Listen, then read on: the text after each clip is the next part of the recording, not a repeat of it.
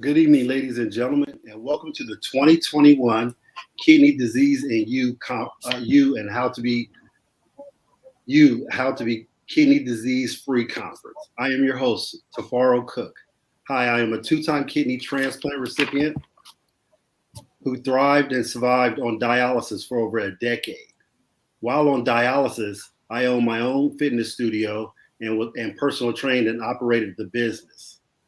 I started fitness programs in the dialysis unit to help patients stay healthy while waiting for a life-saving organ. Now I own sorry about that. Now I am the founder of Kidney Care Coaches, where we coach stage 3 to stage 5 kidney disease patients.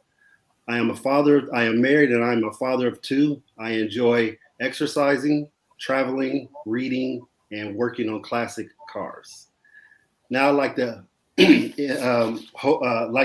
introduce the collaborators, my good friend Jonathan Traore, Hope with Jonathan. Can you tell us a little bit about yourself? Hey guys, I'm Jonathan Traore. I'm a 15-month kidney transplant recipient, host of the Hope with Jonathan podcast, where we share stories of hope. I based started my podcast, Hope with Jonathan, based on my near-death experience with kidney failure back in July of 2019. We interview patients that are in need and give them a platform to share their warrior story. We also spread awareness for kidney disease and talk about dialysis, transplant, and I collaborate with great people like Tafaro Cook and Philip Harris Jones from Second Chance. So thanks for having me. Appreciate it. Thank you, Jonathan. We appreciate that. Now I'd like to introduce to you Philip Jones Jr. from Second Chance podcast. Hi, Philip.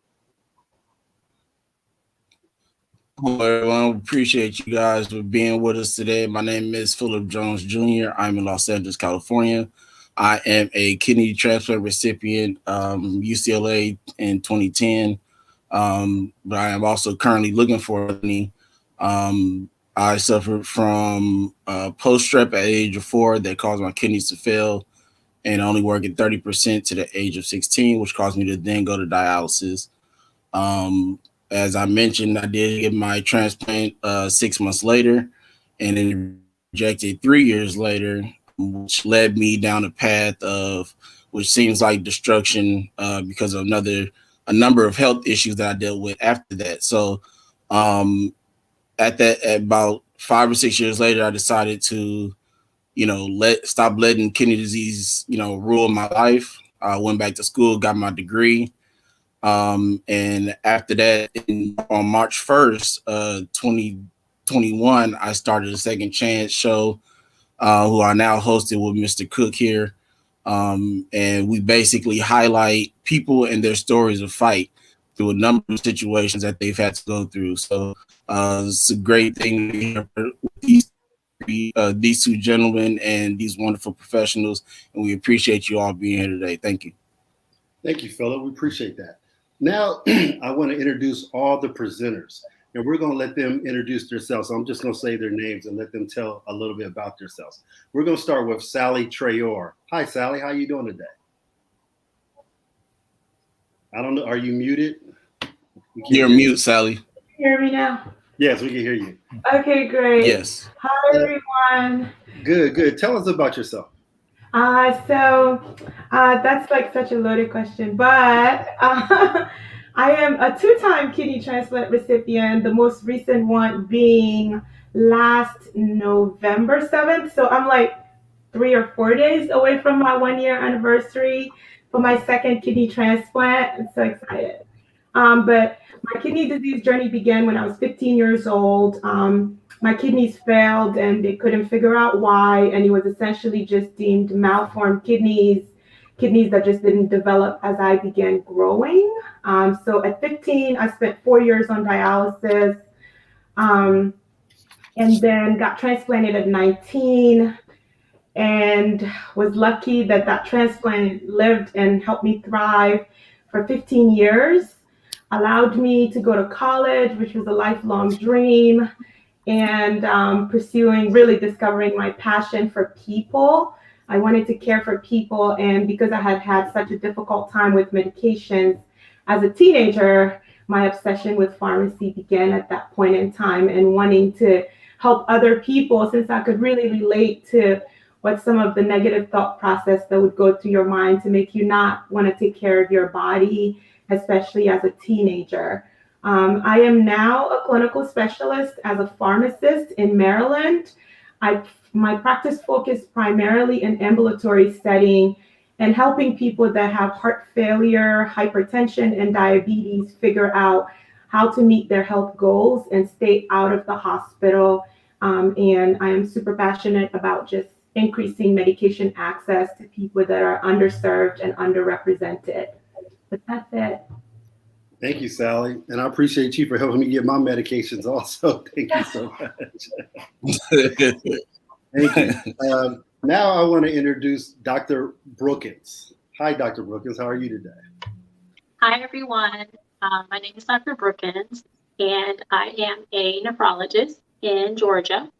And my company is Remote Renal Care. So we provide virtual kidney care throughout all of Georgia. So although I'm physically located in Augusta, Georgia, I service patients throughout all of Georgia.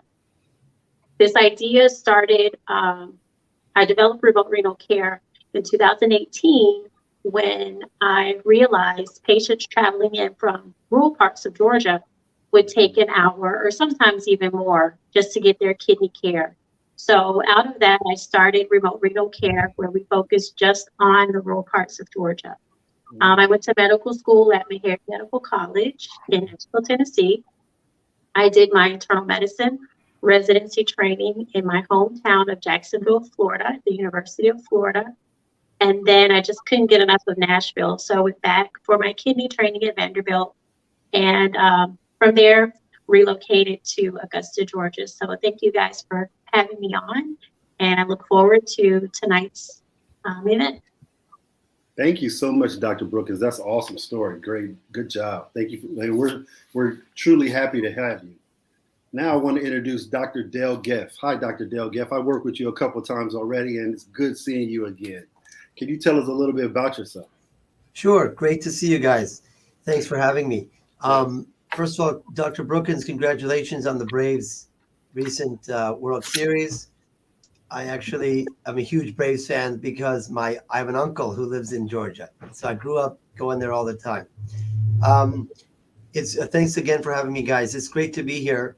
I'm a cardiologist out here in Los Angeles at Cedars-Sinai Medical Center, and I grew up here in LA. Actually went to college on the East Coast, but then went to medical school in Israel, where I'm originally from, where I was born. Then came back here to Cedars-Sinai. I actually do general cardiology as well as advanced heart failure and heart transplant. So my relationship with the kidney and the kidney teams over here, nephrologists, but especially the kidney transplant team, is very, very close. I would say almost on a daily basis, I'm in touch with the renal transplant team, either clearing patients to go for renal transplant or patients that need a heart and kidney transplant, which we do a fair number of. And then, of course, as we'll talk about, the heart and kidney is so linked that pretty much any patient I have, we focus a lot on their renal function as well. But I really commend you guys for what you do. And these things are amazing programs affecting so many people. It's really great. Great to be here. Thank you so much for being with us, and we appreciate you as also. So our next presenter is Kellsey Reed. Now, Kelsey's not here at the moment, but I do have her bio, and I'm just going to read it a little bit and tell everybody about her. And then we'll be playing a recording from her talking about nutrition. Kellsey Reed is a RDN, LDN. She's a registered dietitian, nutritionist who specializes in kidney nutrition. Kellsey owns CDK Nutrition, a private practice aimed to help those with chronic kidney disease live their best life. She lives in Philadelphia area, but works with clients from all over the country. Kelsey helps those with CDK improve their kidney function. She also believes that you can still eat the foods you love when you have CDK. Check out her Instagram, her TikTok, or her free Facebook group to learn more tips and tricks for living your best life with CDK. So now we'll play her recording.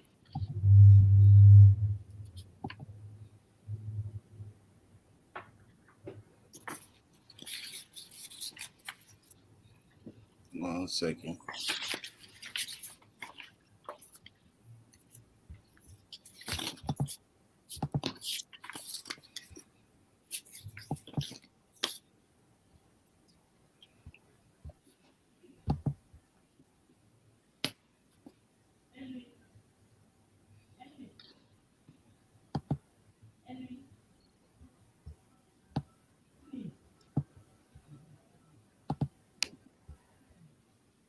Hello, everyone, and thank you so much for joining me today. My name is Kelsey Reed. I am a kidney dietitian, and today I am going to talk to you about needs. And this is so important because, as you all know, eating for your kidneys is not easy. It can be stressful, it can be overwhelming, but today we're going to simplify it so that it's a breeze. Over here, you will see a little bit about me. My name is Kelsey. Like I said, I live in the city of brotherly love. I live in Philadelphia, and I absolutely love The Office. That's one of my favorite shows. So I wanted to share a little bit about me. I do work with clients from all over the country, which is really nice. So I'm not just limited to the Philadelphia area or the state of Pennsylvania. And just as a disclaimer, as a registered dietitian, I cannot give medical advice. I provide guidelines in this presentation, but they are not specific to your individual needs. So if you are interested in working with a dietitian to learn your specific needs for your kidney disease, then please do so or consult your doctor.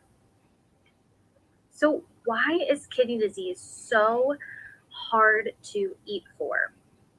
That's because a lot of times when you are first diagnosed with kidney disease, you're not given a whole lot of support or guidance from your doctor or healthcare team, right? I've heard it so many times. Just drink water, just limit your salt intake, you'll be fine. And you're like, wait, what? There has to be more that I can do. So you research, you Google, you look all over the place, and you find out that there's so much conflicting information, right? It is not easy. It's one of the hardest things to do. So tonight we are going to talk about how to eat for your kidneys and what that looks like to protect your kidneys when you have CKD.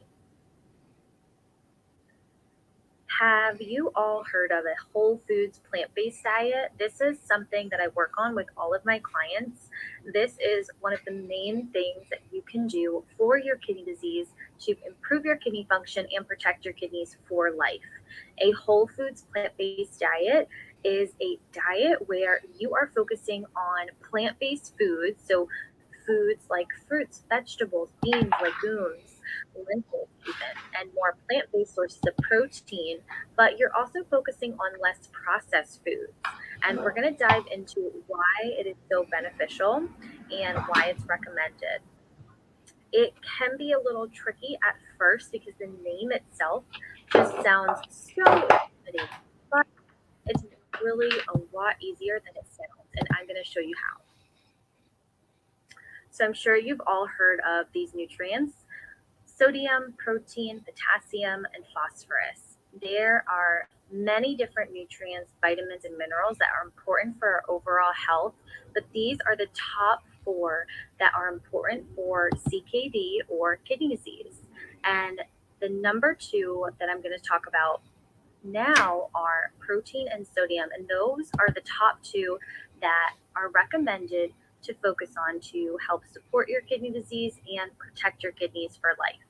Now, like I said, eating for your kidneys can be really intimidating, really overwhelming and stressful, but it's so important because you need to know how to protect your kidneys for life, how to improve your kidney function to prevent things like dialysis and needing of transplant. So that is why we're talking about it.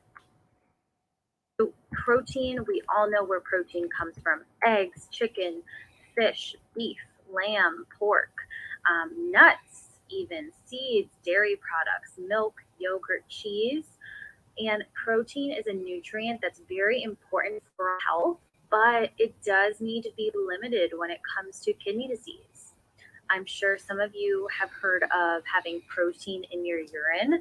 Protein can actually leak out into the urine, and that can be a sign of kidney disease sometimes. So, working with a kidney dietitian is important to determine how much protein needs to be restricted.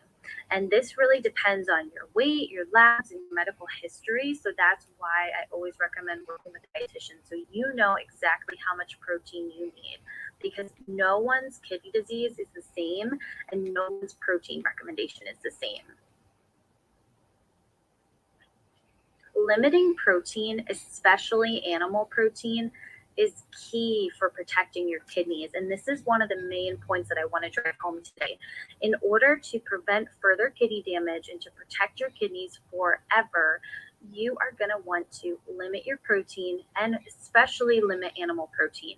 And the reason for this is because protein puts a lot of stress on the kidneys. So when your kidneys are functioning normally, protein's not a problem for them. But when your kidneys aren't functioning normally and you have kidney disease, that protein can build up and put a lot of pressure, a lot of stress on the kidneys. So that is why it's so important to limit the stress that we put on the kidneys. And we take away some of that overwhelm from that protein. So limiting protein is going to be really important.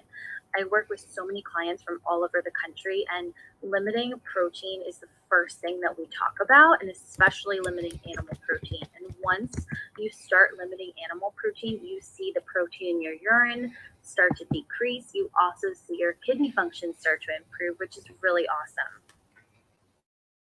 So protein is anything that comes from an animal. So eggs, fish, chicken, milk, yogurt, whatever it might be from an animal. Again, this puts more stress on the kidneys, so limiting these is really key when it comes to managing kidney disease. Plant-based proteins are like nuts, seeds, beans, legumes. Including these is really important for a whole foods plant-based diet to take away some of the stress from the kidneys and help improve your kidney function. Remember, portion size is key. Just because you are eating a more plant-based diet does not mean that you are going to naturally get more protein, right? Plant-based foods still have protein in them, just like beans, nuts, and seeds and legumes. So you still want to watch your portion size, but it's so important to work with a dietitian. The next nutrient that is really important for protecting your kidneys is sodium. I'm sure you've heard this a million times. Limiting sodium is key because sodium affects your blood pressure. And high blood pressure is one of the number one causes of kidney disease and further kidney damage. So limiting sodium and controlling your blood pressure is going to be really helpful for your CKD. So sodium is going to be found in salt and salty foods. We do need sodium, so you don't want to cut it out completely, but typically restrictions are going to be about 2,300 milligrams per day. But again, working with a dietitian is going to be key to know exactly what you need. So I get this a lot from people. Well, if I need 2,300 milligrams a day, then I can't have any snacks, or I can only have one meal because that adds up so quickly. So I wanted to show you how to balance out your sodium throughout the day to make it easy. So if you're going to have 3 meals, breakfast, lunch, and dinner, and maybe 1 to 2 snacks throughout the day, aiming for about 500 to 700 milligrams of sodium per meal is going to be important, as well as aiming for about 200 milligrams of sodium per snack. And this is going to be a perfect way to balance out your sodium throughout the day and make sure you're sticking to that 2,300 milligram sodium restriction. I'm sure you've all seen Mrs. Dash. Now it's just a dash. And these are amazing salt-free seasonings that are totally kidney friendly. And you may have heard about some other seasonings that are not kidney friendly.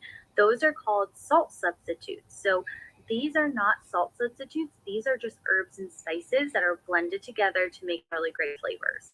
So I always recommend adding these foods instead of table salt or garlic salt, things like that, because they're going to have extra sodium in them. So these are going to be 0 milligrams of sodium, so they will not add to your sodium limit for the day. My favorite is the chicken and the garlic and herb. They're so good on veggies and potatoes. So types of foods, as we know, fast food, canned foods, lunch meat, pickles, even bread can be a really high one with sodium, soy sauce, and lots of packaged processed foods.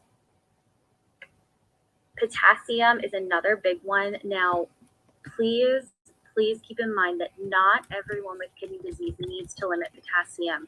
This is why working with a kidney dietitian is so important, because actually a lot of times potassium can be protective for your kidneys. So sometimes people with kidney disease need more potassium to help their kidneys function better. So we all need potassium, but everyone needs different amounts depending on your labs, your medical history, and your medication. So again, please work with your doctor or dietitian to know how much you need for your body and kidney disease. I think it's important that people need to limit potassium when it comes to kidney disease, but that's just not always the case.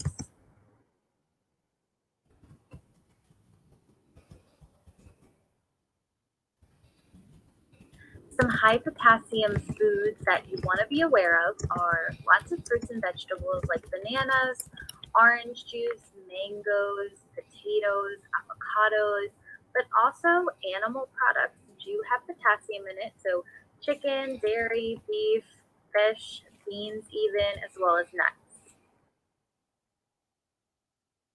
Phosphorus, this is another big nutrient that you want to be aware of when you have kidney disease, because making sure your phosphorus is well within control is going to be important to protect your kidneys for the long run. So phosphorus is a mineral that's found mainly in your teeth and your bones, but not everyone with kidney disease needs to limit phosphorus. So knowing your phosphorus labs is really important, and your restriction depends on your labs. There are different types of phosphorus, so I always recommend knowing this and keeping this in mind when you're choosing your foods. We talked about how a whole foods, plant-based diet is the best way to go for kidney disease, but really that's because a lot of the times those phosphate additives is what we call them.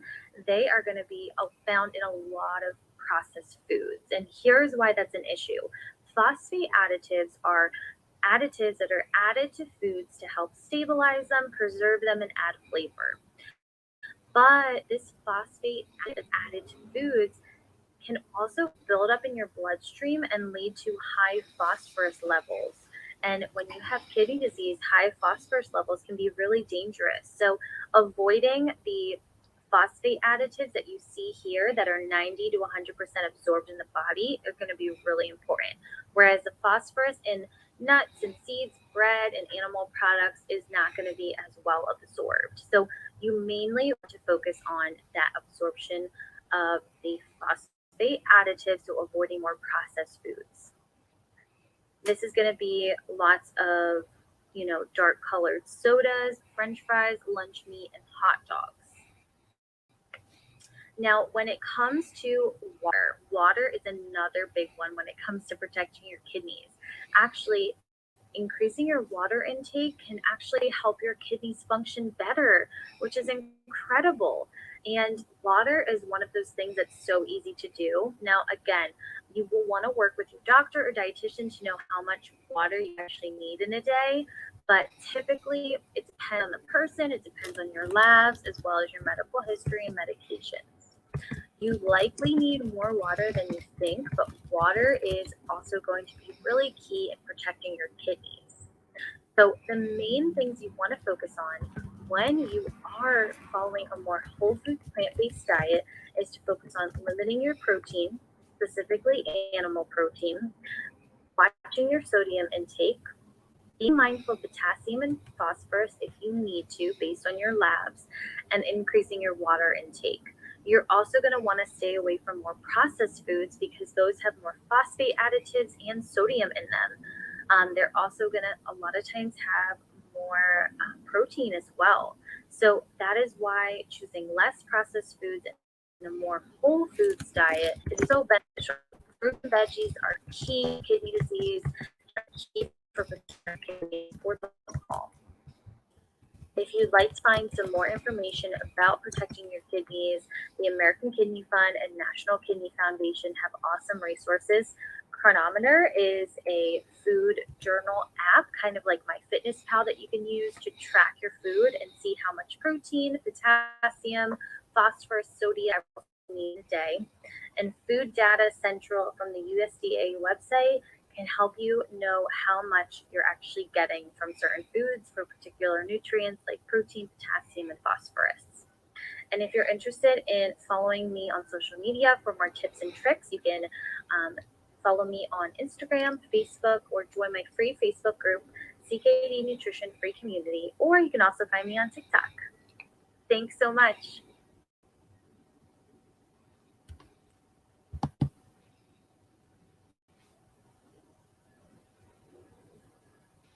That was awesome. Thank you. Thank you so much, Kelsey. Even though you're not here, we appreciate your input. That was really good. One thing I like what she said was, and this is what I work with people, the different types of phosphorus. You know, like I said, when you get those phosphorus, you know, when you eat like potato chips and things like that, you get 100% of those phosphorus, opposed to when you eat a plant-based diet. You know, that's what we call natural phosphorus. And that makes a big difference on how your body reacts to that. You know, I noticed when I went more plant-based, I didn't even have to use as much Foslo in my binders as much. But when I ate foods that were refined carbohydrates and stuff out of a box, I had to take my binders all the time because I seen my phosphorus go up tremendously. And one thing I had, like I like to exercise a lot. So my bones were hurt tremendously, man, when my phosphorus got high. So I just wanted to say that I'm glad she said the different types of phosphorus and how our body absorbs it. So I like that a lot. That's very important. Yeah.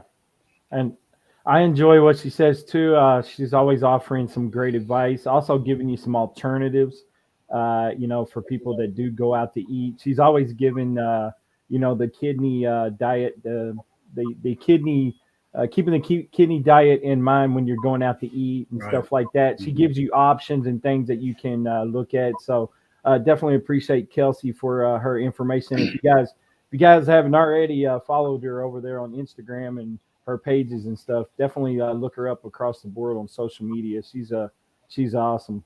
Right. And again, I think Phil and I will be interviewing her, I believe the 18th, if I'm not mistaken. And if you guys have any questions for Kelsey, you can leave them in the chat and we'll give her those questions on the 18th on our show, Second Chance podcast. Absolutely. Okay. So going forward, we're going to talk she'll about. Be speaking on. Go ahead. No, I was just gonna say she'll be speaking on shopping with CKD. She's gonna tell you, you know, how to shop, how to read labels, how to, you know, certain vegetables and things like that that you want to go get as you're shopping. And the reason why I took up on that because she had the two different subjects, the one that we did previously on Instagram and then the one that she's doing on the 18th. And I said, let's do both. You know, I said, let's do it the week before Thanksgiving because then people can use it, you know, when they're going out to shop for Thanksgiving dinner and things of that nature like that.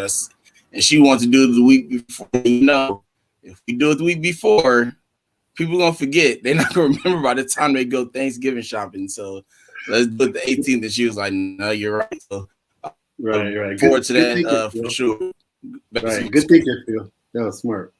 Yeah. Okay. Moving on. We're going to let Saley Traore, who is a certified pharmacist, talk. Go ahead, Saley. Do your thing. Can I share my screen? Yes. I can. Okay. Yes. I am not the average millennial, so I'm not super tech savvy. It's a shame. My generation should be ashamed of me. I'm sorry. I have Phil walk me through everything, okay? I don't know anything. I'm like, Phil, I need you. it shouldn't be this hard for me, but yet it is. Sorry. Okay, I No, found it's it. okay. I found it. I apologize. Now I just need to figure out how to share my screen. Um, Screen sharing works. Yes. Phil, you might want to walk her through it because you always help me. Sorry. Where are you currently, Saley? I am like, it's asking me for my preferences and sharing the whole screen or Yeah, so are you sharing something from a file or the internet? it should, I downloaded it. I picked Do you entire have the screen. tab up? I do. Okay, Oh, so it should pop up where it says maybe like Windows or something like that. I'm just gonna go and You want to send it to me? and then you can move on to someone else. I mean, I could just present on it. It's fine. Yeah, Let's yeah, just. just send it to me. Dr. Gift, are you okay with us going to you? Yeah, sure. I mean, Okay. let's see if I can So, share my screen. Sally, go ahead and send me your slides, and then we'll bring it up that way. No, it's no problem. It's no problem. We'll go with Dr. Gift, and then we'll come back to you. Okay, I'm gonna see if I can share my screen here as well. Sorry, 1 second. Let me see if this works.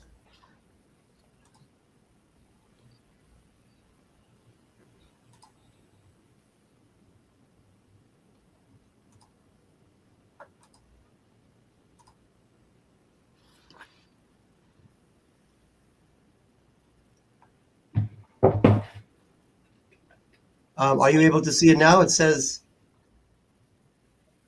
can you see anything of Oh, mine? hold on. I'm sorry. Give me 1 second. It should be coming up now. Yeah, there we go. Yep. Is that working?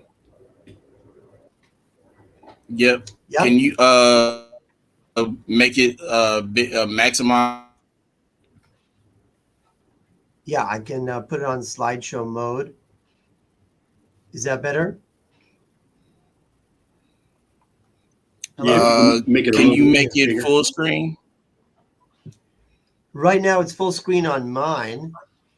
What are you seeing right now? 2 different slides. But it's I see like what a you're seeing. smaller window. Right, all right. Let me see if I when I put it on full slide presentation, I guess it's only showing you the other monitor. Let me try. That's better right there. Are you okay with just doing it like this? Yeah, that's That's great. Okay, yeah. For some reason, when I put it on slideshow, you can't see that screen. Okay, well, thanks again so much for letting me be a part of such a great symposium here, and it's great to be a part of it and hear and learn a lot, as I did last time as well.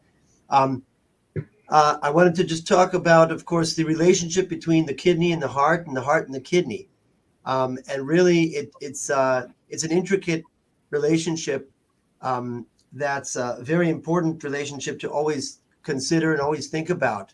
And we'll talk about why that is and how many of the things we do for our heart are also important for the kidney and vice versa. I'll just start by saying that, as a medical student, I quickly learned that it's the smart people that go into nephrology. So I knew that wasn't going to be me. So I stuck with cardiology, but nephrology is a very, very big part of my daily practice, no matter what kind of patient I'm seeing, whether this is preventative medicine, just a general visit, for someone who's controlling risk factors like blood pressure, diabetes, or seeing people with end-stage heart disease. Or like I said, as part of the transplant team, we see a lot of patients on dialysis or near dialysis who are looking to get a kidney with a heart or a kidney alone. And so I'm very much involved with that. And I spend most of my day, particularly because our group's specialty is really in heart failure. I spend most of my day asking people how much they pee, and calculating how much urine output people make and their weight. That's a really, really essential part of what we do. When I see a patient as a cardiologist, one of the first things I want to know is, what is your creatinine? How is your kidney function? Because that tells me so much already about a lot, about possibly their heart status. It tells me a lot about risk factors. It tells me a lot about how I'm going to manage this patient as a cardiac patient. How am I going to manage them based on what their kidneys are doing? And if their kidneys are working well, that's already a huge start in the right direction. Now, just to go over what we'll go through in the 10 or 15 minutes or so, we'll look at risk factors, and we'll see right away how similar the risk factors are for both. That will stand out. It's really, as I'll keep emphasizing, this link between the heart and the kidney is so important, and the same things that affect one really affect the other. We'll look a little bit at the prevalence of CKD in cardiovascular disease. We'll also talk about the mechanisms and the way the heart and kidneys are so linked together. What kind of things in kidney disease will worsen your heart function? What kind of things in heart disease will worsen your kidney function? And then finally, prevention, because that's what's key in the end of the day. How can we prevent things from getting to a point where instead of treating them, how can we really prevent them? That's really the name of the game. Now, let's start by talking about risk factors. I always when I meet patients and have to start talking to them about lifestyle changes and treating risk factors, I often start by telling them, listen, there's some things in life we can't control. And there's some things that they happen. You can't control necessarily you can't control what family you're born into. You can't control your age. Race and ethnicity are both really important factors that come up a lot in both heart and kidney disease. But there are things you can control, and we really have to focus on things that you can control. And even though there are things you may not feel or you may not see until they're far gone, until they've caused organ damage already, we really need to focus on these things up front and don't let them get out of control. And these are things, as you can see, like diabetes and hypertension, that are clearly the most common risk factors, I think, for kidney and heart disease. And then you have other things, of course, that cause kidney failure related to medications, sometimes exposure to certain infections, smoking. And then if I go on to the next slide, you can see it's almost the same thing. I mean, it's essentially the same thing. These are cardiovascular risk factors. And again, you have modifiable ones, you have non-modifiable ones. And it's so important to really focus on this stuff. And here we emphasize a little bit more about the cholesterol, perhaps. And we'll talk a little bit later about the use of statin therapy, which is so important in cardiovascular disease and important in kidney disease as well. Although in the later stage kidney disease, there isn't as much evidence for the utility of statins, actually. And those are things like you've heard of Lipitor and Crestor and drugs like that to help control your cholesterol. But it really starts at the level of risk factor control and risk factor modification to prevent things from getting to where you don't want them to be. Now, looking at CKD prevalence in different types of cardiovascular disease. There's coronary artery disease, which is still the number one killer in the world today, at least in the Western world today. And patients who have coronary disease that is stable still have a pretty high percentage of people with CKD. Now, this, of course, I'm just talking about in this particular case, it's a GFR of less than 60, essentially. So it doesn't have to be advanced CKD, it could be mild CKD. But you're looking at coronary disease. People who have had a heart attack will have an even higher percentage that have CKD. And then heart failure, is probably the most common overlap where we see CKD, and that's almost 50%. Almost 50% of patients with heart failure are going to have some sort of renal dysfunction. And this is very, very important in terms of managing their heart failure. Because as we'll see, and as you know, fluid management, volume management is so key. And when somebody has renal failure or if someone's on dialysis, you need to maintain, that dry weight. You need to maintain proper fluid levels, or you're gonna overload your heart. And this doesn't mean, when I say congestive heart failure, this doesn't necessarily mean you have a weak heart. The majority of these patients actually have a strong heart.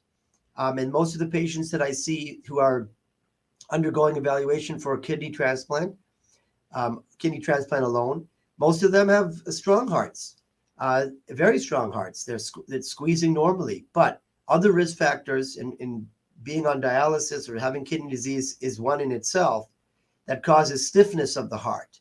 And stiffness of the heart is another major reason why people end up with what we call congestive heart failure, even with a strongly squeezing heart. Now, if you look across the spectrum of cardiovascular disease, we're not only talking about heart attacks or vascular disease like plaque and blockages building up in your arteries. But if you look across the spectrum of coronary disease, of cardiovascular disease, we include things like where it says VHD, valvular heart disease. Valves are very much affected in patients with kidney disease who are particularly prone to calcium deposition on valves that causes dysfunction.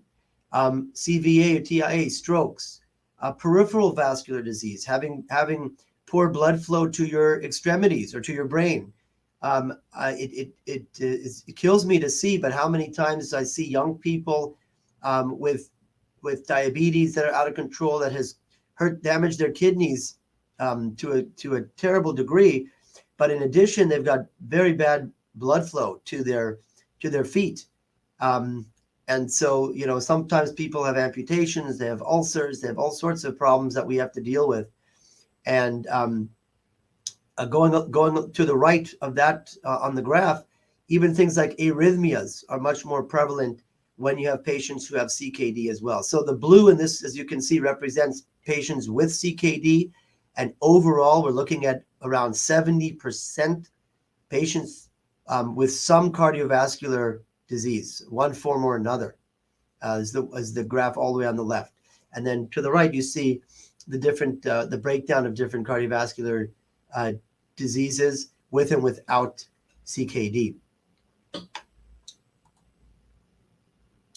Now, heart failure is, like I said, probably the most common overlap, because a lot of patients who develop CKD, especially if it gets to a severe stage of CKD, they often present with heart failure. They come into the hospital, they can't breathe, they're edematous and swollen, and that's what actually brings them into the hospital. Nobody really says, "Oh, doc, I was sitting at home and I could just tell my kidney's not working." They come in because they get fluid overloaded when the kidney's not working, and their blood pressures can skyrocket, and they end up coming in with fluid overload. And again, it's not because the heart is weak. The heart is still very strong, but it can't handle the volume load and a lot of the mechanisms that are kicked into place, negative mechanisms that the body kicks in when the kidneys are failing. And so if you look at this graph, it's showing you, well, systolic and diastolic refer to whether the heart is weak in its squeezing function. That would be a systolic heart failure. And diastolic heart failure refers to when the heart is normal in its squeezing function, in its contractile function, but it's weak, or I should say stiff in its relaxing diastolic function. But regardless of that, just look at how, as you go from left to the right, as you progress in the stage of CKD from stage 1 all the way to stage 4 or 5, you can see overall how the incidence of heart failure rises really, really significantly.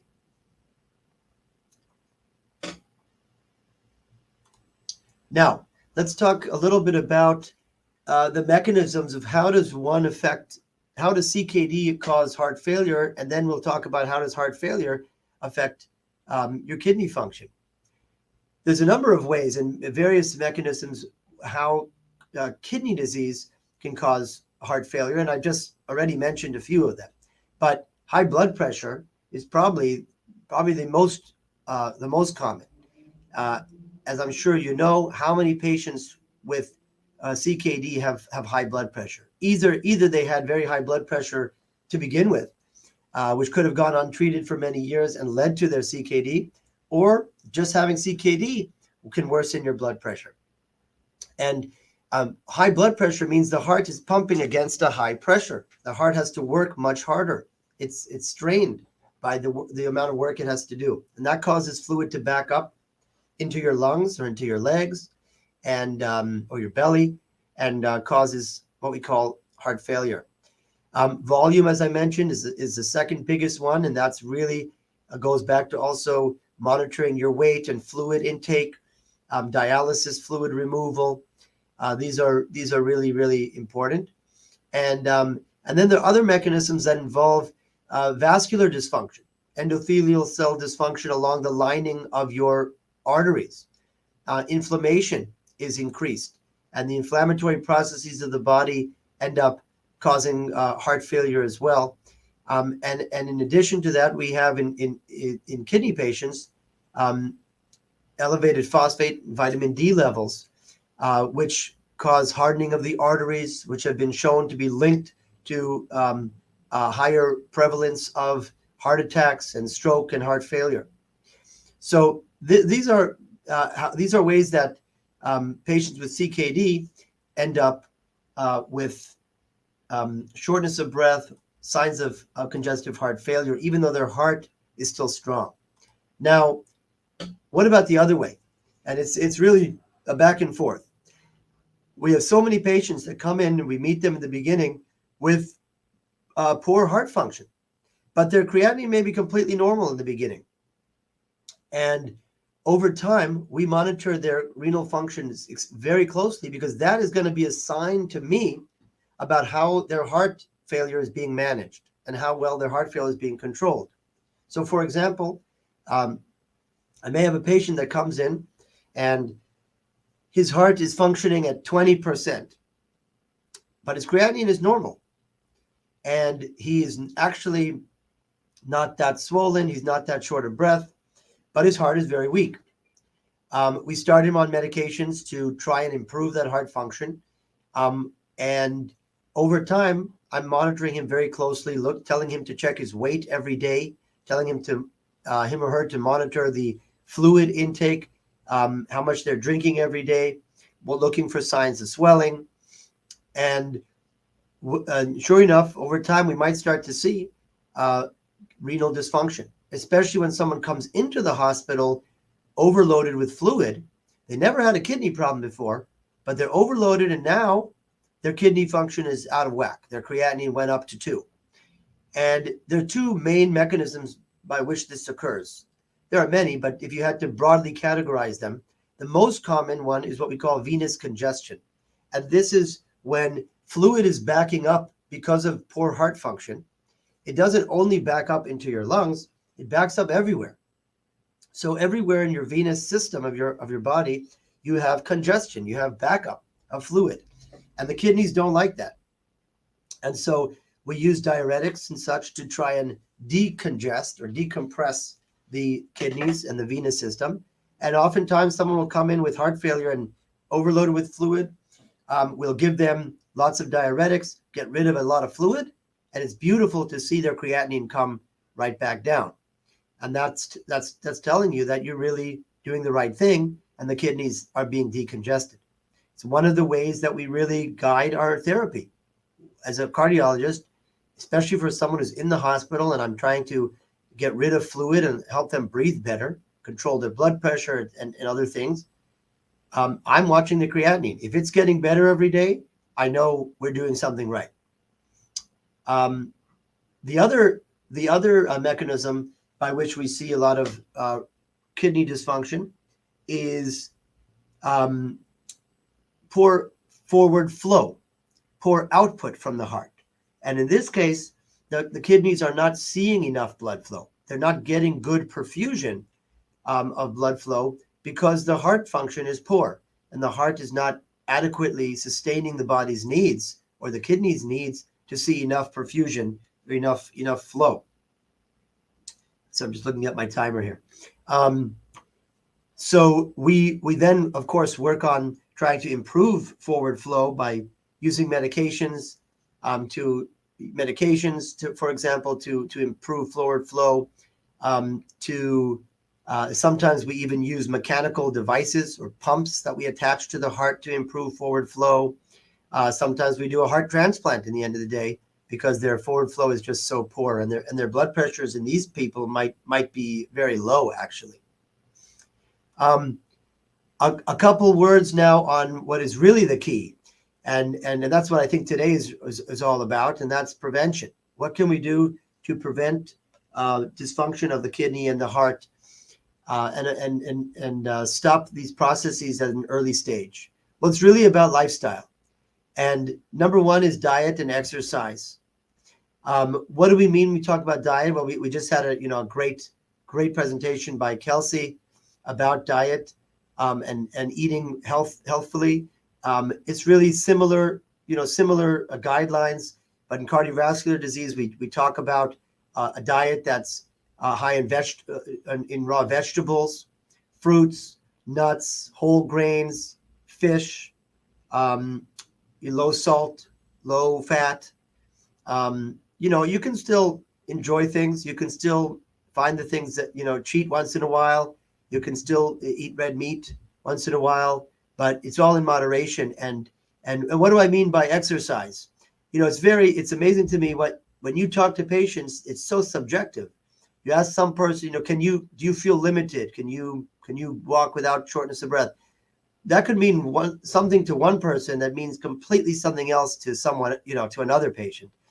So in general, for a normal, healthy individual, we try to encourage at least moderate intensity exercise for about 150 minutes a week. And so you break that up over, the whole week or 3 to 5 days. But it's basically moderate intensity exercise. And that includes things like brisk walking, biking at a regular pace, dancing. And then if you don't have the time to do 150 minutes a week, if you can do more high intensity workouts, then we're talking about our recommendations usually about 75 minutes a week. And that's doable. That's things like jogging, running, something that's more high intensity, playing one-on-one tennis, aerobic type exercise. The next thing we emphasize a lot is smoking cessation. I can't really emphasize that enough. Diabetes control, can't emphasize that enough. Generally speaking, we're aiming for a hemoglobin A1C, which is one of the blood tests you may be familiar with, of less than 7% at least. We have medications today also that are both diabetic medications and cardiovascular risk reducing medications, both for heart failure and general cardiovascular risk. Things you may have heard of, like dapagliflozin, which is known as Farxiga, or Jardiance. These are some medicines you may have heard about. Blood pressure control is essential. Usually we're talking about trying to get a blood pressure of less than 130/80, particularly in the CKD patients. Cholesterol control with diet and statins.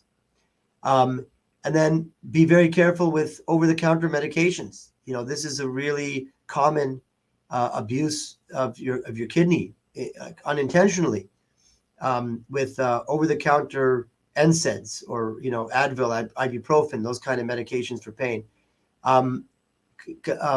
Watching vitamin D levels, although we have yet to really prove that vitamin D supplementation really reduces the risk of heart disease. We know that a low vitamin D level does increase your risk of heart disease. And the last thing I want to emphasize is just routine follow-up with your doctor. Don't fall off the chart, don't fall out of his purview, and make sure you still follow up, because a lot of these things, almost all of them, they are not things you feel or see. These are things that creep up on you. Blood pressure, diabetes, weight gain. You don't necessarily notice until they've really taken their toll on you. So in summary, CKD and cardiovascular disease, especially diabetes and hypertension, are so common and are very intricately related. Lifestyle is the biggest thing you can do, that everyone can do ahead of time to improve your overall risk profile and prevent these things for the rest of your life. And prevention is the key. And that's what today really is all about. So thank you so much for having me.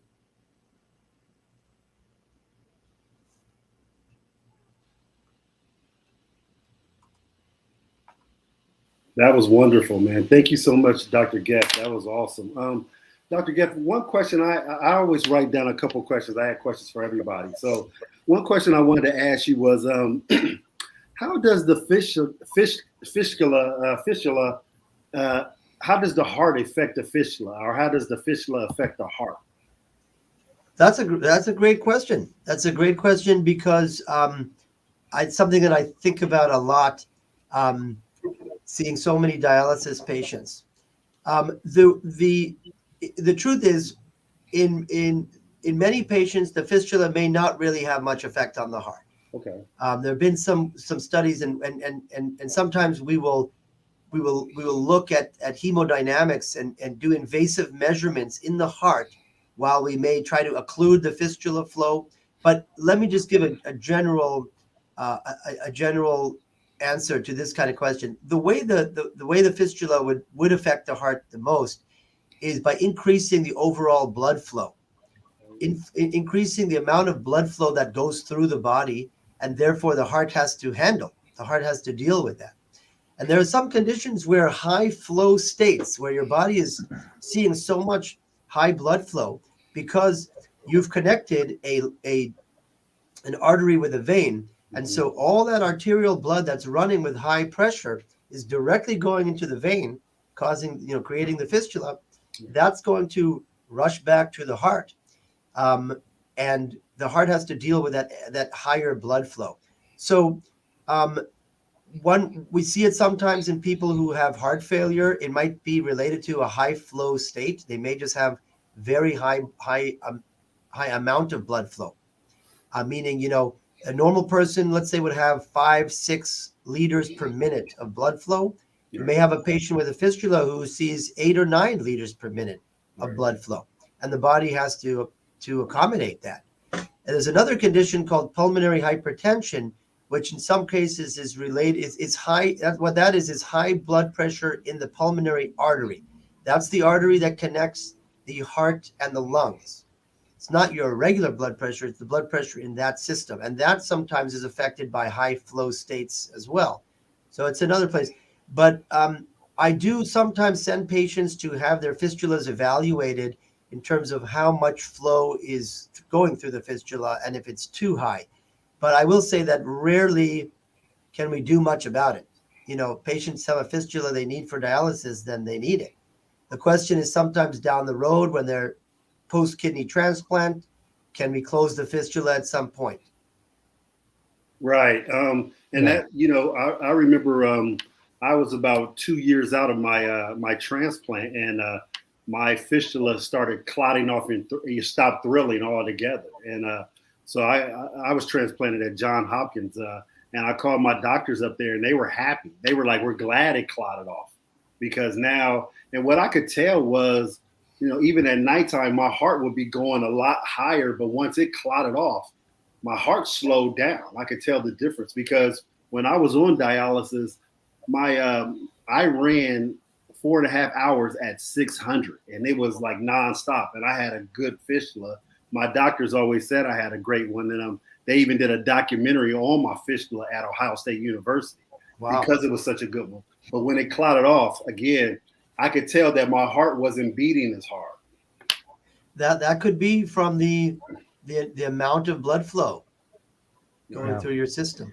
Yeah, I still have mine. I'm 15 months transplanted. I still have mine, and I'm very active with walking and some light, weightlifting. I'm not trying to get overly buff, but I do try to tone and lift weights.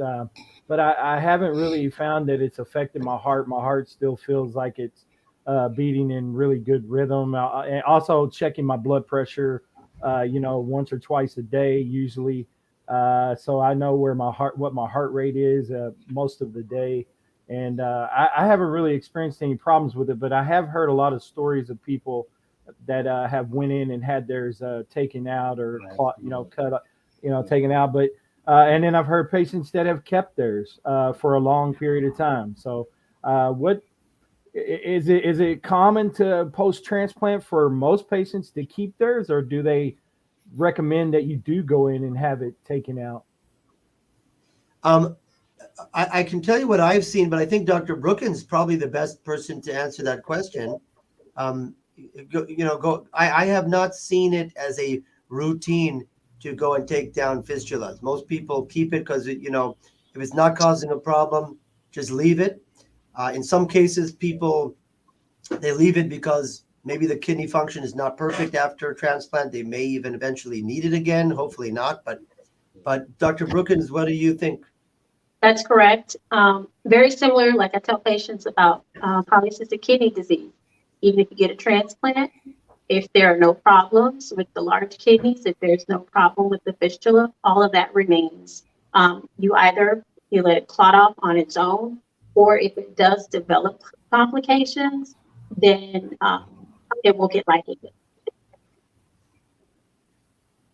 Great to know. Good. Thanks for answering that question. And like again, Dr. Brookins, my doctors were happy that mine clotted off on its own. They were like, we're glad that happened, So, like you said, and Jonathan, I heard of a couple people removing them because of cosmetic situations where people didn't like the way they looked and things like that. But yeah, as far as anything else, I never heard anybody really, removing them for any other reason.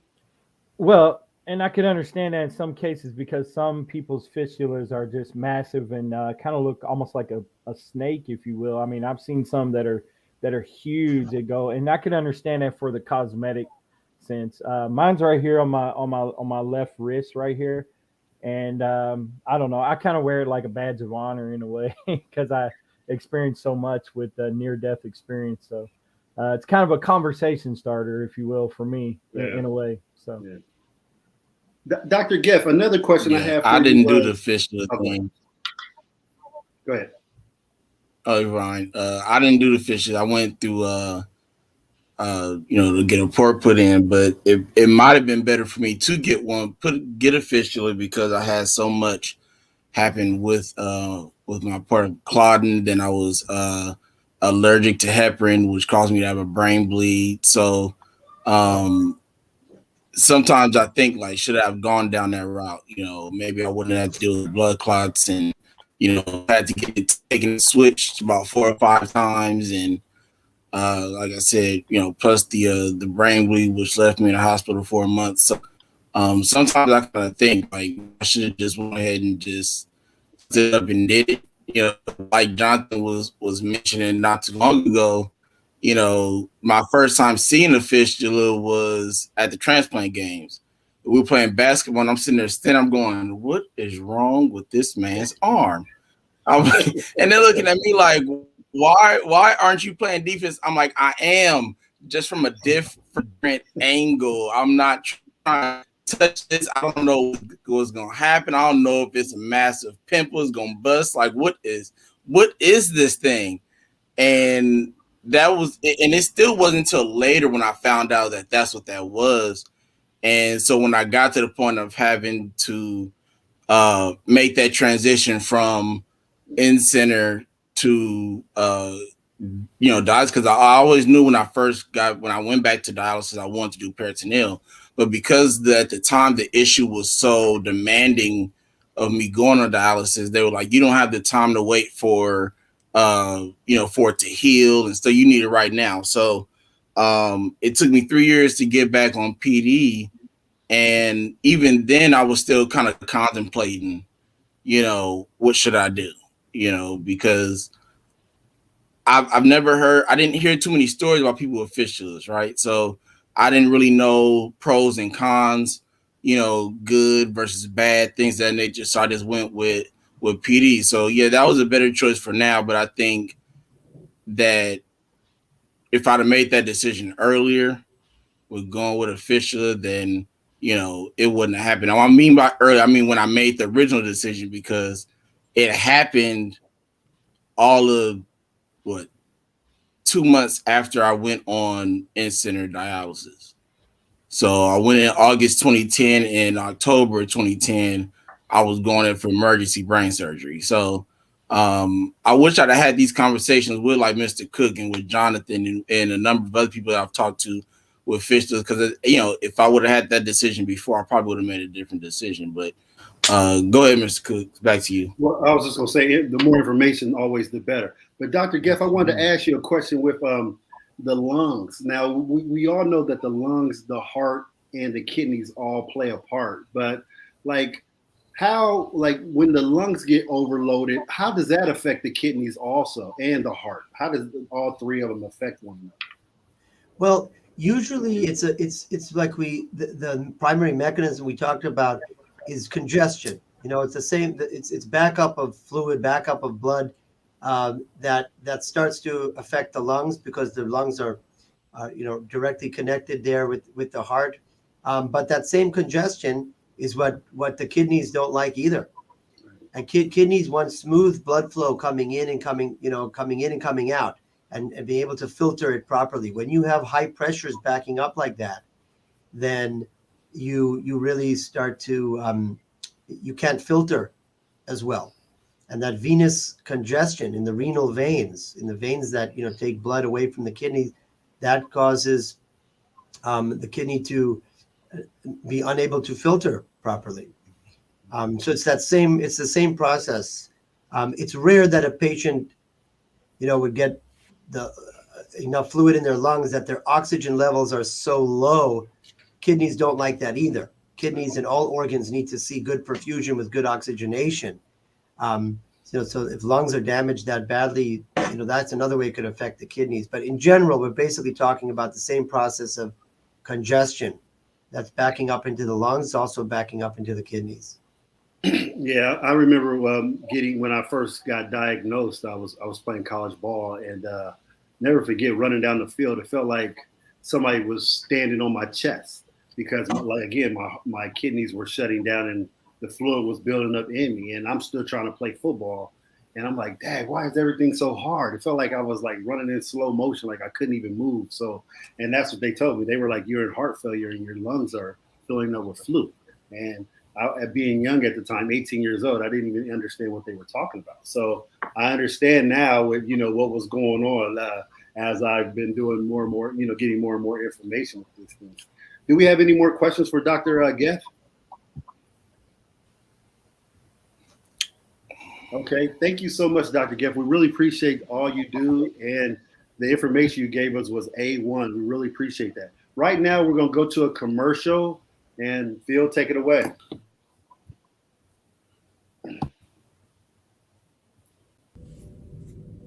Hi, everyone. I'm Camille Cook, the family nurse practitioner, the creator, the developer, the chef, and the cook of crack. Well, Creamy Crack, the addictive, all-natural body cream. I have a background in dermatology and cosmetic surgery, and I created a 98% organic and a 2% all-natural body cream in 2011 for both my son and husband. My son, who suffered from the irritating symptoms of eczema, And my husband, who was a 2-time kidney transplant survivor and who was on kidney dialysis for over 10 years. They both suffered from the dry, itchy, scaly, and flaky skin. And as a mom and a wife, and with a background in dermatology as a nurse practitioner, I couldn't stand back and see them suffer any longer. So I got into the kitchen and started cooking crack. Well, Creamy Crack again, the all-natural body cream. It moisturizes, it replenishes, it restores, it heals and protects your largest organ. You got it, your skin. I have been able to make such a difference in the lives of those people who suffer from the irritating symptoms of being on kidney dialysis or who are awaiting a kidney transplant, and also for those who suffer from eczema. Those people or individuals have suffered way too long and tried too many things to help their skin come back to life. I am so honored and grateful for you to try this all-natural body cream. Again, that's going to help you look and feel better with your skin.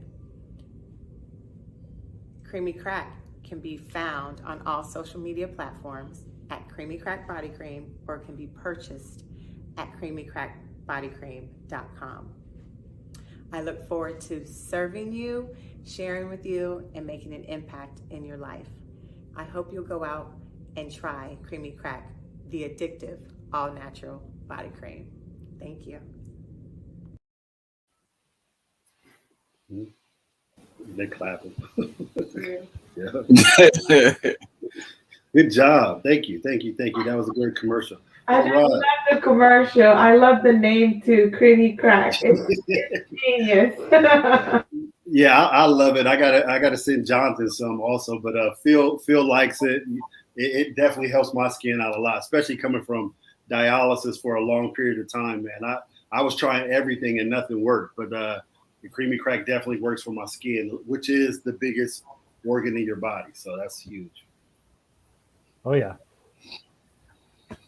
Yeah. Okay, going forward, we're gonna go with Saley Traore. Go ahead, Saley, do your thing. Tell us about it. I'm gonna try again. Just give me one more chance to disappoint you guys. You don't disappoint. Philip actually sent me your file, so I can probably share it for you if you'd like for me to. I don't know why he keeps saying he doesn't. Philip, I sent it to you, right? Yeah, he sent it to me. Okay. Yeah, I sent it to him. Yeah. Okay, great. I'll just follow along here, or like have it here so that everybody else is able to see it on the screen as well. And so I'm gonna wait until I get the green light that everybody else can see. Yeah. Phil, you gave me the permission to share. You should be able to just do it because Dr. Geff did it. So you might have to push allow or something, like might be asking you from your laptop, from your computer. Just give me 1 second.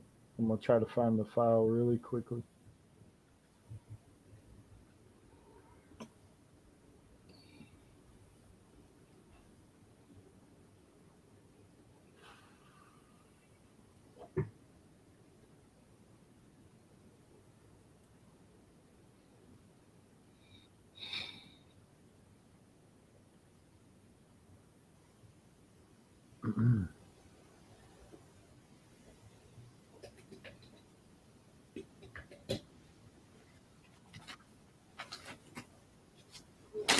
Yeah, unfortunately, it's only going to allow me to share a video file, and that's actually not a video file. It's a PowerPoint presentation, so I'm not going to be able to share it, Phil.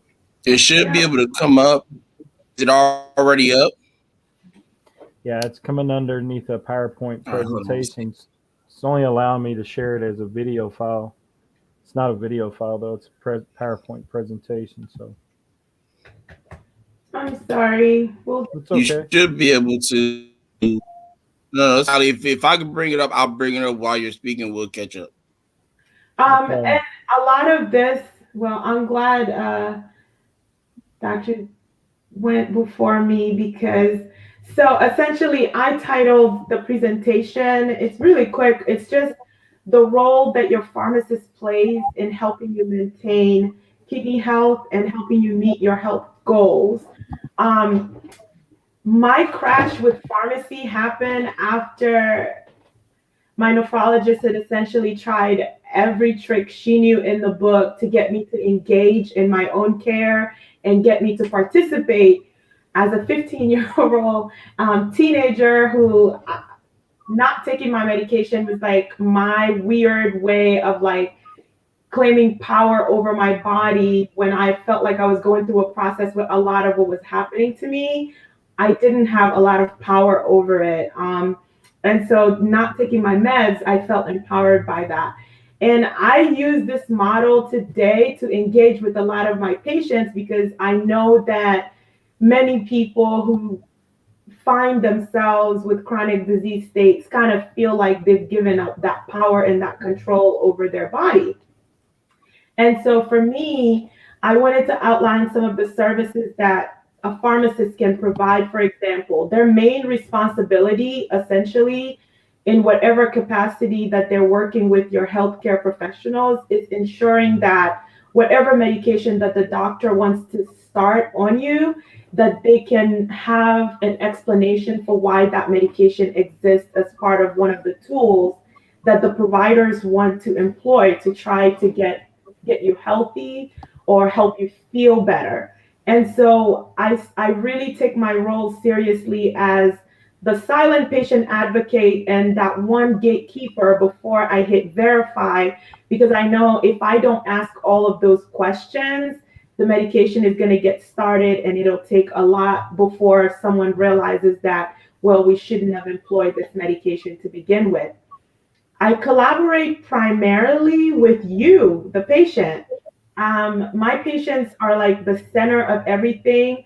I try to empower them by making sure, I don't know, a lot of people are into sports. So I start with sports. And then if sports don't work, I go to like different movies or books.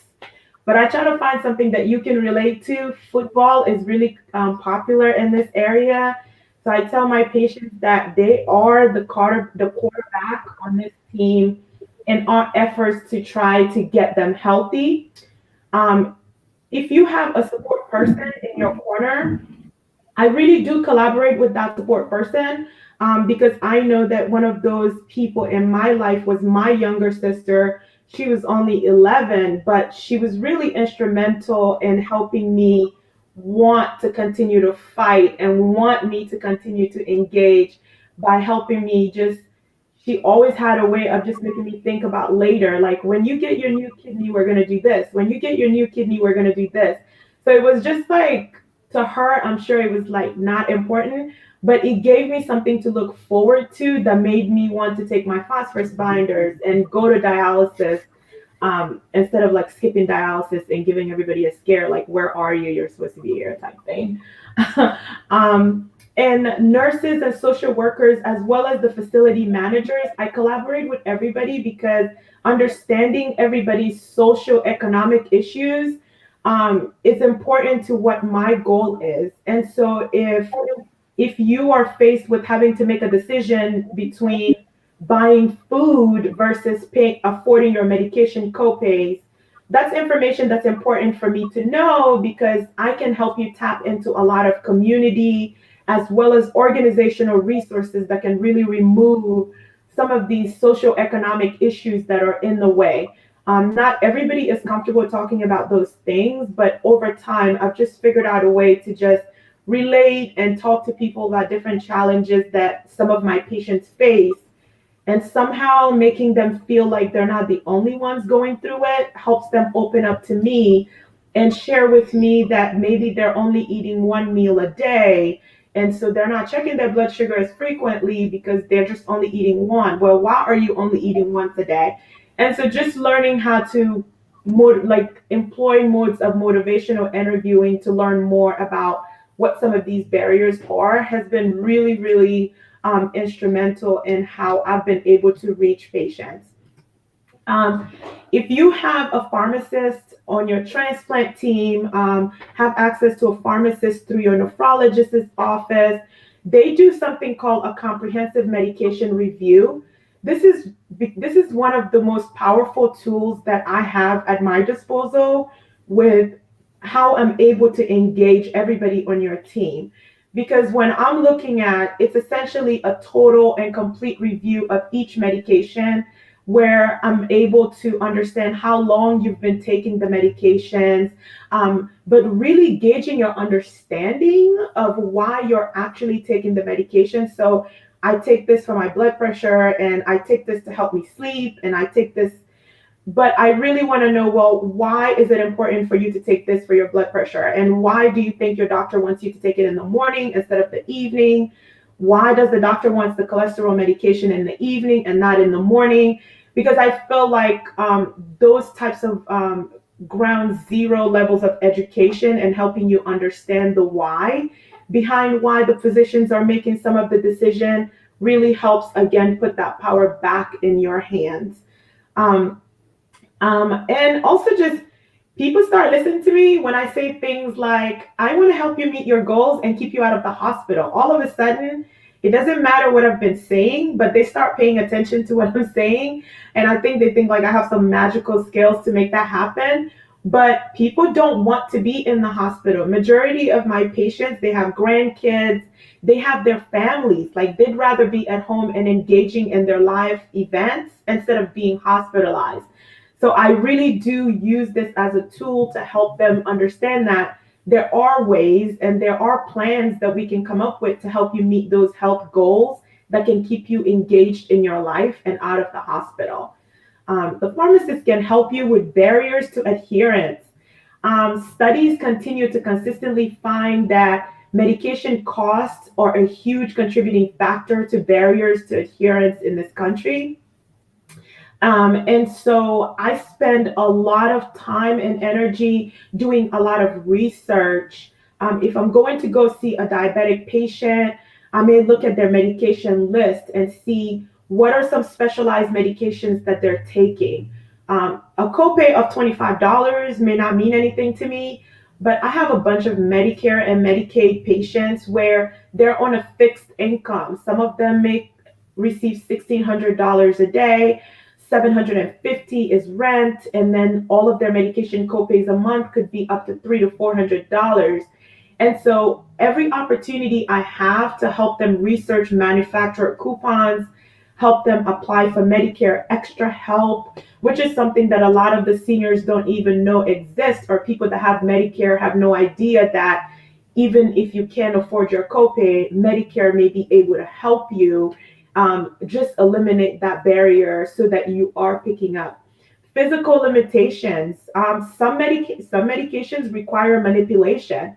So if my patients have tremors in their hands, they may not be able to manipulate inhalers. They may not be able to dial syringes up appropriately. And so looking for alternative routes of administration of medications so that some of these physical limitations are not reasons why people are getting hospitalized over and over again, and they're being labeled non-compliant when in actuality there are other factors. Or I had a patient that had arthritis, like she literally couldn't open her pill boxes. So maybe a person like that could benefit from blister packaging instead of putting pills in her bottle to increase her compliance. Personal belief, there are people that do not believe in Western medicine.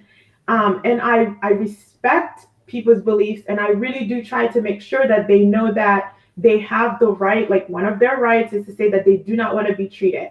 At that point, once I realize that I'm up against a personal or religious belief, I just focus on the education. And the education at that point is that these medications are known to help you do this, accomplish this, and here's what you can expect from them. And so I don't really venture out to try to change minds, but I try to empower with information so that people know they have all of the information and they're still making the decision themselves. The other is, and being your healthcare advocate, that just is you and I partnering to help you meet your goals. Some of my patients, their goals are very simple. To them, it's this huge goal. They want to be able to take their dog walking for more than 10 minutes without being short of breath.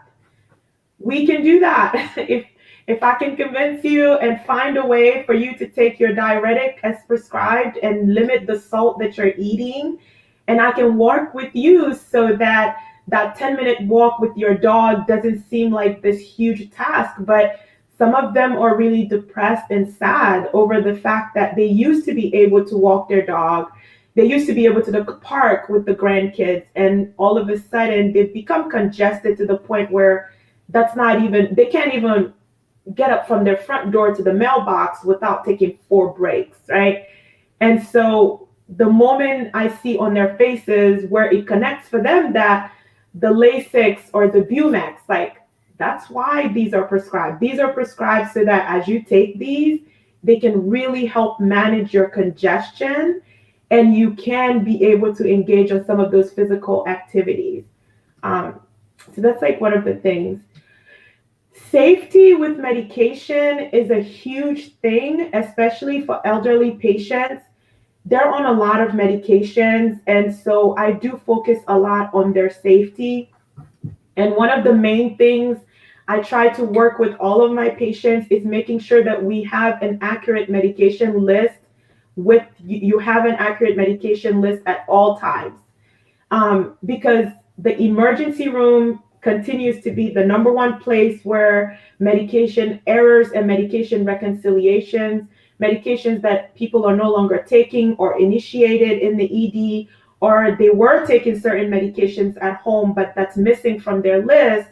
So we don't find out till 3-4 days later that the patient is supposed to be on a specific medication that's absolutely crucial, or the medication doesn't have anything to do with why they're in the hospital and we don't have a legitimate reason for interrupting them. And so I come through and I look at your community refill patterns, and I talk to the family support person to really find that out. And understanding side effects. So one of the biggest and most difficult realities of any medication therapy, I speak for myself. I am convinced that prednisone was created to ruin my life.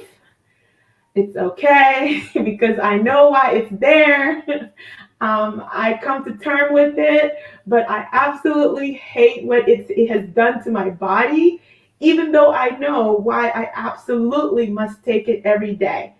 Studies have found consistently, no matter how the clinical question was asked, that no matter how uncomfortable or scary the side effect is, if you do a good enough job preparing your patients for what the potential side effects of a medication is going to be, they are less likely to discontinue that medication once those signs start to exhibit themselves. I really, really rely on this, and I have seen this happen where just telling someone that you could see your tears, your sweat from a specific antibiotic, it could turn orange, or your urine could turn completely orange. I don't want you to freak out. That's a good sign that the medication is in your system. And when it happens, they call you. They're like, if you never told me that, I would have thrown that whole bottle in the trash. I would have never taken it again. But understanding and preparing people for what they should expect when they start to take the medication, if it's a new medication or if you've had something similar to it, I still go through everything to make sure that you understand it. Some things that do increase the side effect profile or the number of medications. So essentially, it's just the more medications we start having in the mix, the higher our chances are that we will start exhibiting some unpleasant secondary effects from those medications. And so traditionally, this is something we really worry about with elderly patients. However, if you're a person living with chronic kidney disease, for example, just your regular everyday stuff, if you have diabetes, more likely than not, you're on 2 already. Hypertension, another 2. Phosphorus binders, another 2. The vitamins, another 2. So like the numbers add up really, really quickly. And so sometimes we are combining medications where the side effect is because of that combination and administration time. Simple things like separating when we take one medication from another could completely change how our body responds to that medication. And so every time something new is introduced, it is absolutely an amazing question to ask.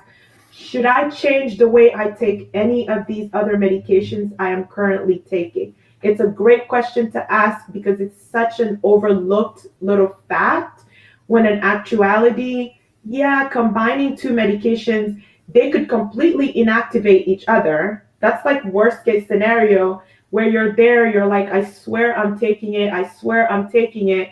But maybe the combination of the two agents completely inactivate each other and you're getting zero benefit from it. Or taking it, two medications together, one can overpower the other and the effect of the other agent is not felt. So ultimately, it's a great question to ask anytime something new is being initiated, just to be sure that you are not going to run into that problem. Incorrectly taking certain medications could increase side effects. One of the most common things I run into is that medications that are scheduled once a day, I do this. I encourage people, if it's once a day, take it in the morning and that way you're done with it. That's done for that day. You know you've met the requirement for that day. It's over. But some of the medications that are prescribed for anxiety and depression, for example, if you take it in the morning, they have the tendency of causing drowsiness. And so now you're drowsy all day, but then you're wide awake at night and you go and you take Benadryl to try to sleep at night. So you're adding another medication to the mix that could cause secondary constipation.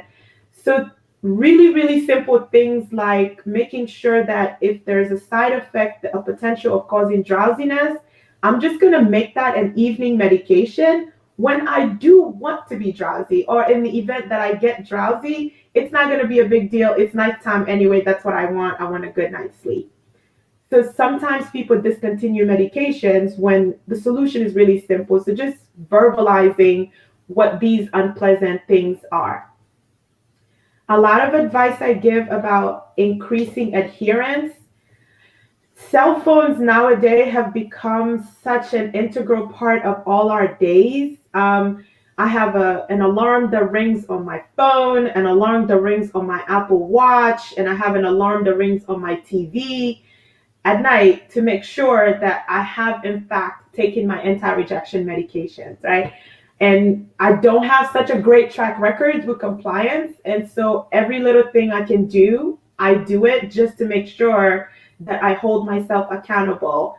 My sister checks in the morning, every morning at 10 a.m. It's like, did you take it? And I'm like, I took it. It's literally like a 2-second phone call and we're done. But whatever, if it's a buddy, if it's an alarm, whatever routine you need to develop, it just needs to be a routine. That's what I've found to work.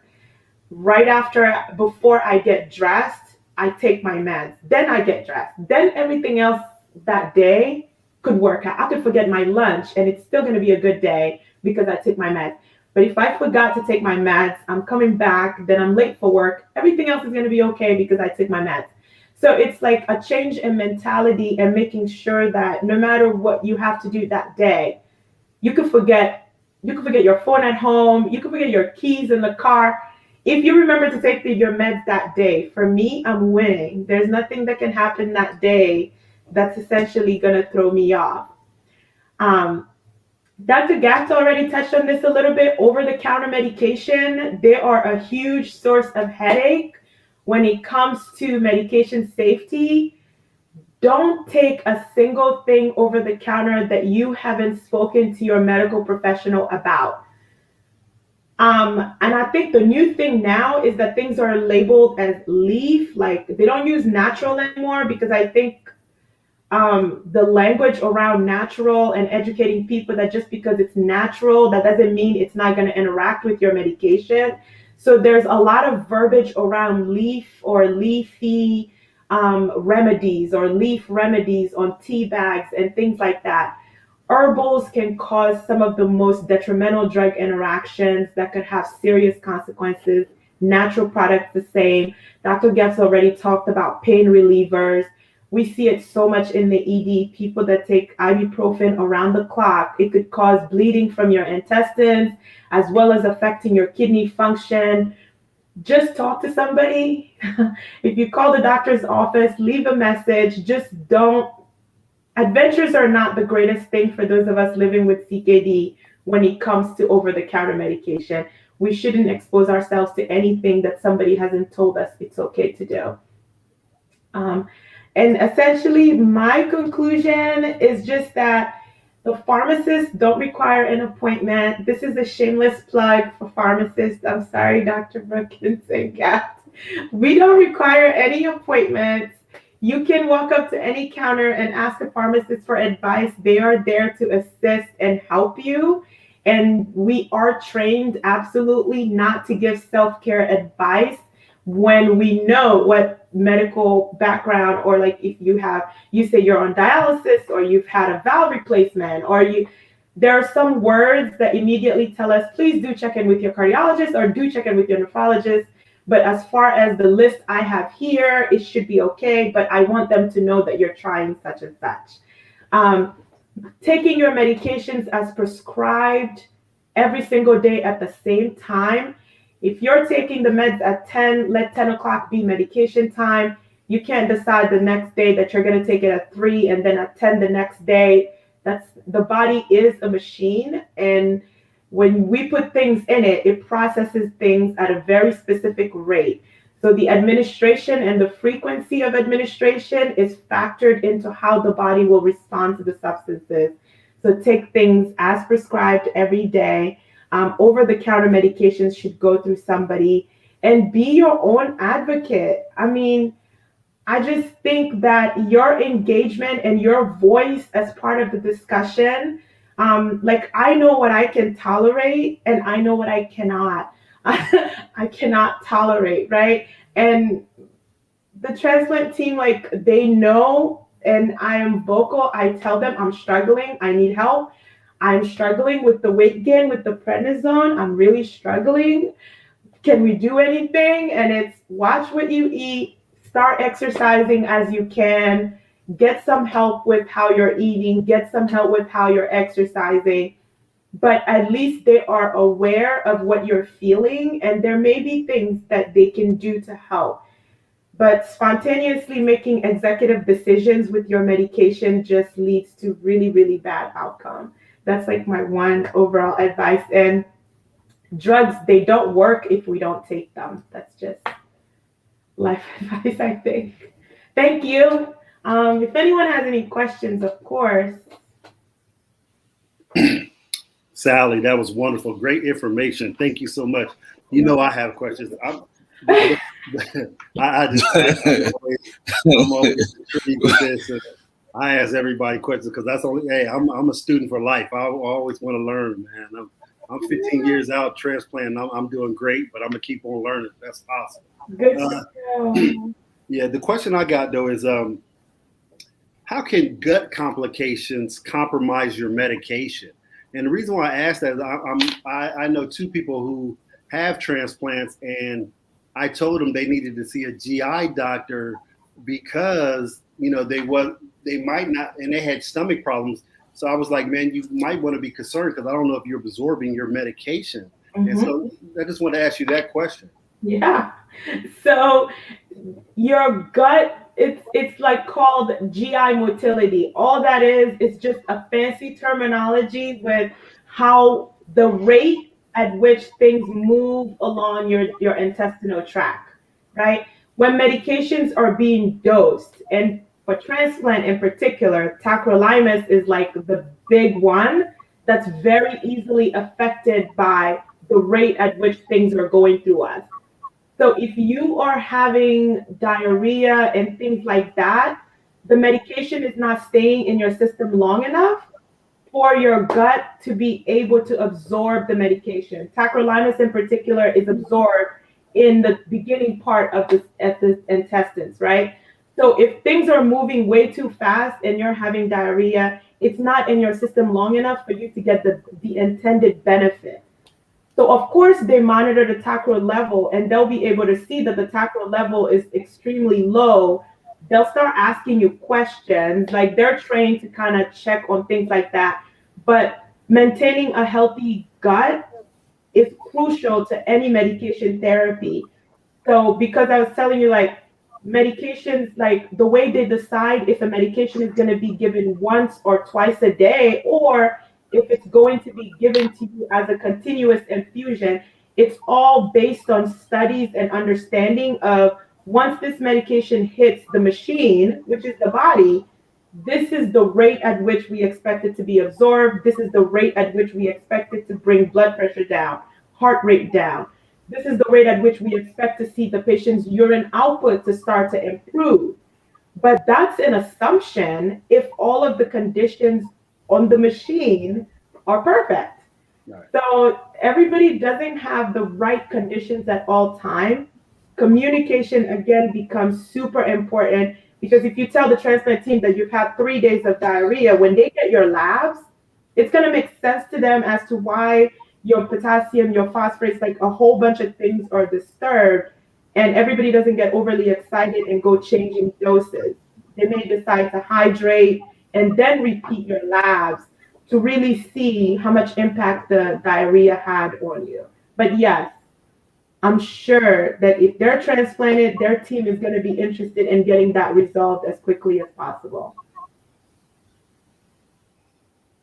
Thank you. Thank you.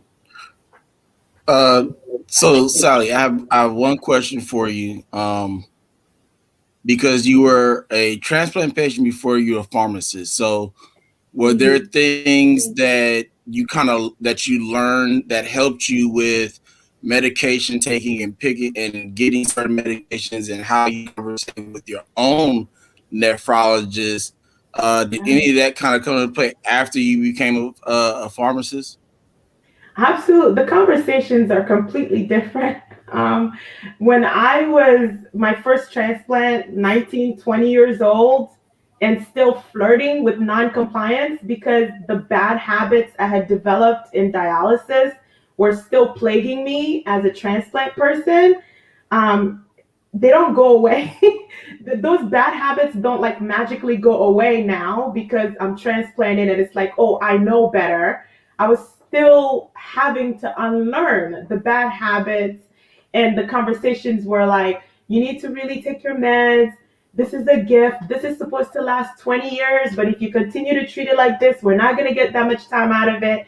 And then I become a pharmacist and I'm asking certain questions. When is my next donor specific antigen lab due? How much fluid should I be drinking to stay hydrated? My medication refills are due at this time and at that time. Thankfully, it's made me a more educated patient and I'm able to engage with my nephrologist on a different level. I mean, he's known me since I was 15.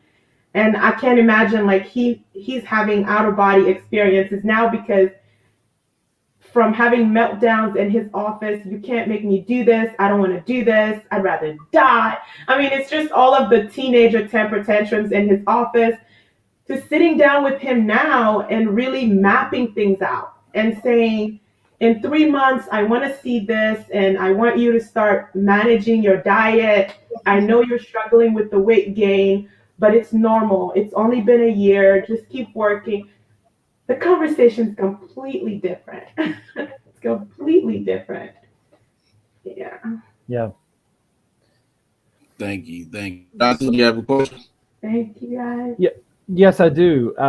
So early on in the education after transplant, they talked with me about taking my immune suppressants, and they were talking about the importance of not eating an hour before you take your immune suppressants and an hour after. Can you tell us the reason why that's important when taking the immunosuppressants? Yeah, so some of the medication, and this is strictly related to the stomach acid content, right? And so some medications are called what's called like acid labile versus non-acid labile. And so when the time at which or the conditions in which your stomach is when the medication lands, they've actually done studies to see that if the stomach is empty, you could see a higher, what's called like a Cmax or an area under the curve of certain medications when you take it on an empty stomach versus when you take those same agents when there's food in your stomach, where the stomach content and the stomach acid content could be different. And so with anti-rejection medication, ensuring, I think the advice that I had gotten was that with the exception of my tacrolimus, they were advising me that tacrolimus was okay to take with meals because they're, I don't know, at Hopkins, they've done something fancy to figure out that meals actually help with the absorption of the tacrolimus. But otherwise, that if I could take it before meals, it's fine.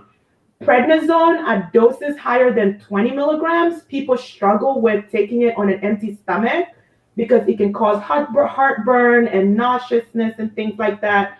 So until they usually start to see it, they'll advise you, okay, then you can take it with food if that will help with the nauseousness. But other medications that we treat like that, it's like metformin. Usually people that take more than 1,000 milligram of metformin per dose, they'll complain of nauseousness. It's not an allergy. It's not a reason to stop taking it. If you just start taking it with food, that nauseousness goes away completely. But it has all to do with just the conditions that the medication require for maximal absorption. Okay. Yeah. I mean, as you know, those are basically you're poisoning the immune system so that it won't reject the kidney. So Yeah. I'm guessing if you eat a meal, they're not going to be as effective to your immune system if you versus having an empty stomach. They're not going to be as the toxicity level may not be the same if you have a meal in your intestines. It just alters how much of the medication you're actually absorbing, Mm-hmm. right? And so if the jig is to fool the body into believing that this new organ we've placed belongs, Mm-hmm. we want to get the most from the medications that are helping us with this con show, right? But if we're doing anything that could alter or get the body to have a clue that this doesn't belong here, Mm-hmm. if we're lucky, they can reverse it. But each time you go through that, it's a very traumatic event on the body. And I know, like at my center, they won't just keep treating you for acute rejection over and over again because the long-term effects of exposing the body to such toxins are still not super clear. And so the key is to make sure that you're immune suppressed just enough for your body to never get a clue about what's going on, as long as possible. Okay. Thank you for answering my question. Thank you. Absolutely. Thank you, guys.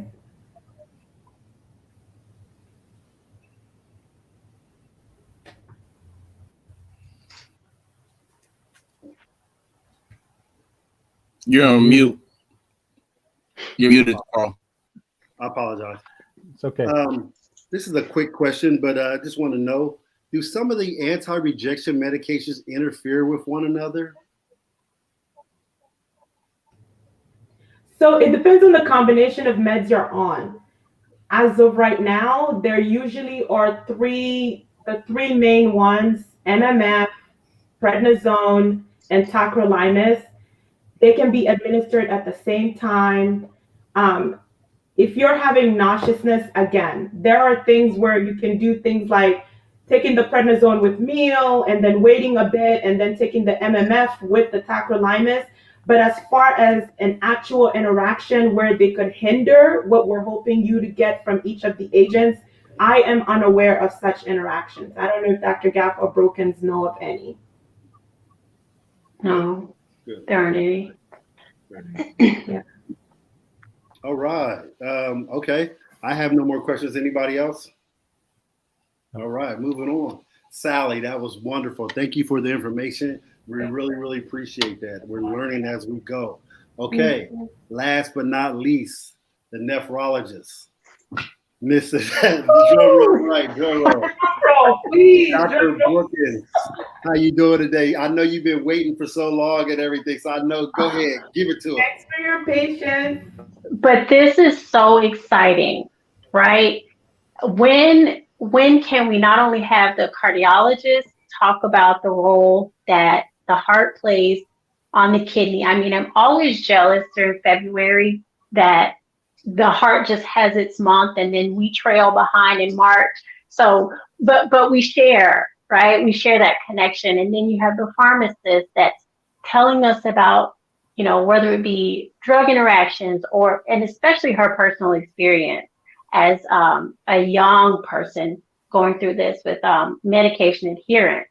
And then the nutritionist, and then most importantly, 3 men before us who have had transplants. Like, this is just the best experience that I can say I've ever had. So thank you all, and thank you for sticking around to listen to what I have to say. So when I first heard about the conference, and the big thing is prevention, and immediately I'm like, yes, because prevention is key. I always tell anyone an ounce of prevention is worth more than a pound of cure. Like, preventing kidney disease is key, but I do know that you also have some viewers who are individuals with kidney disease. So I do want to kind of tap into the preventing CKD progression or slowing down CKD progression, because that is a such thing.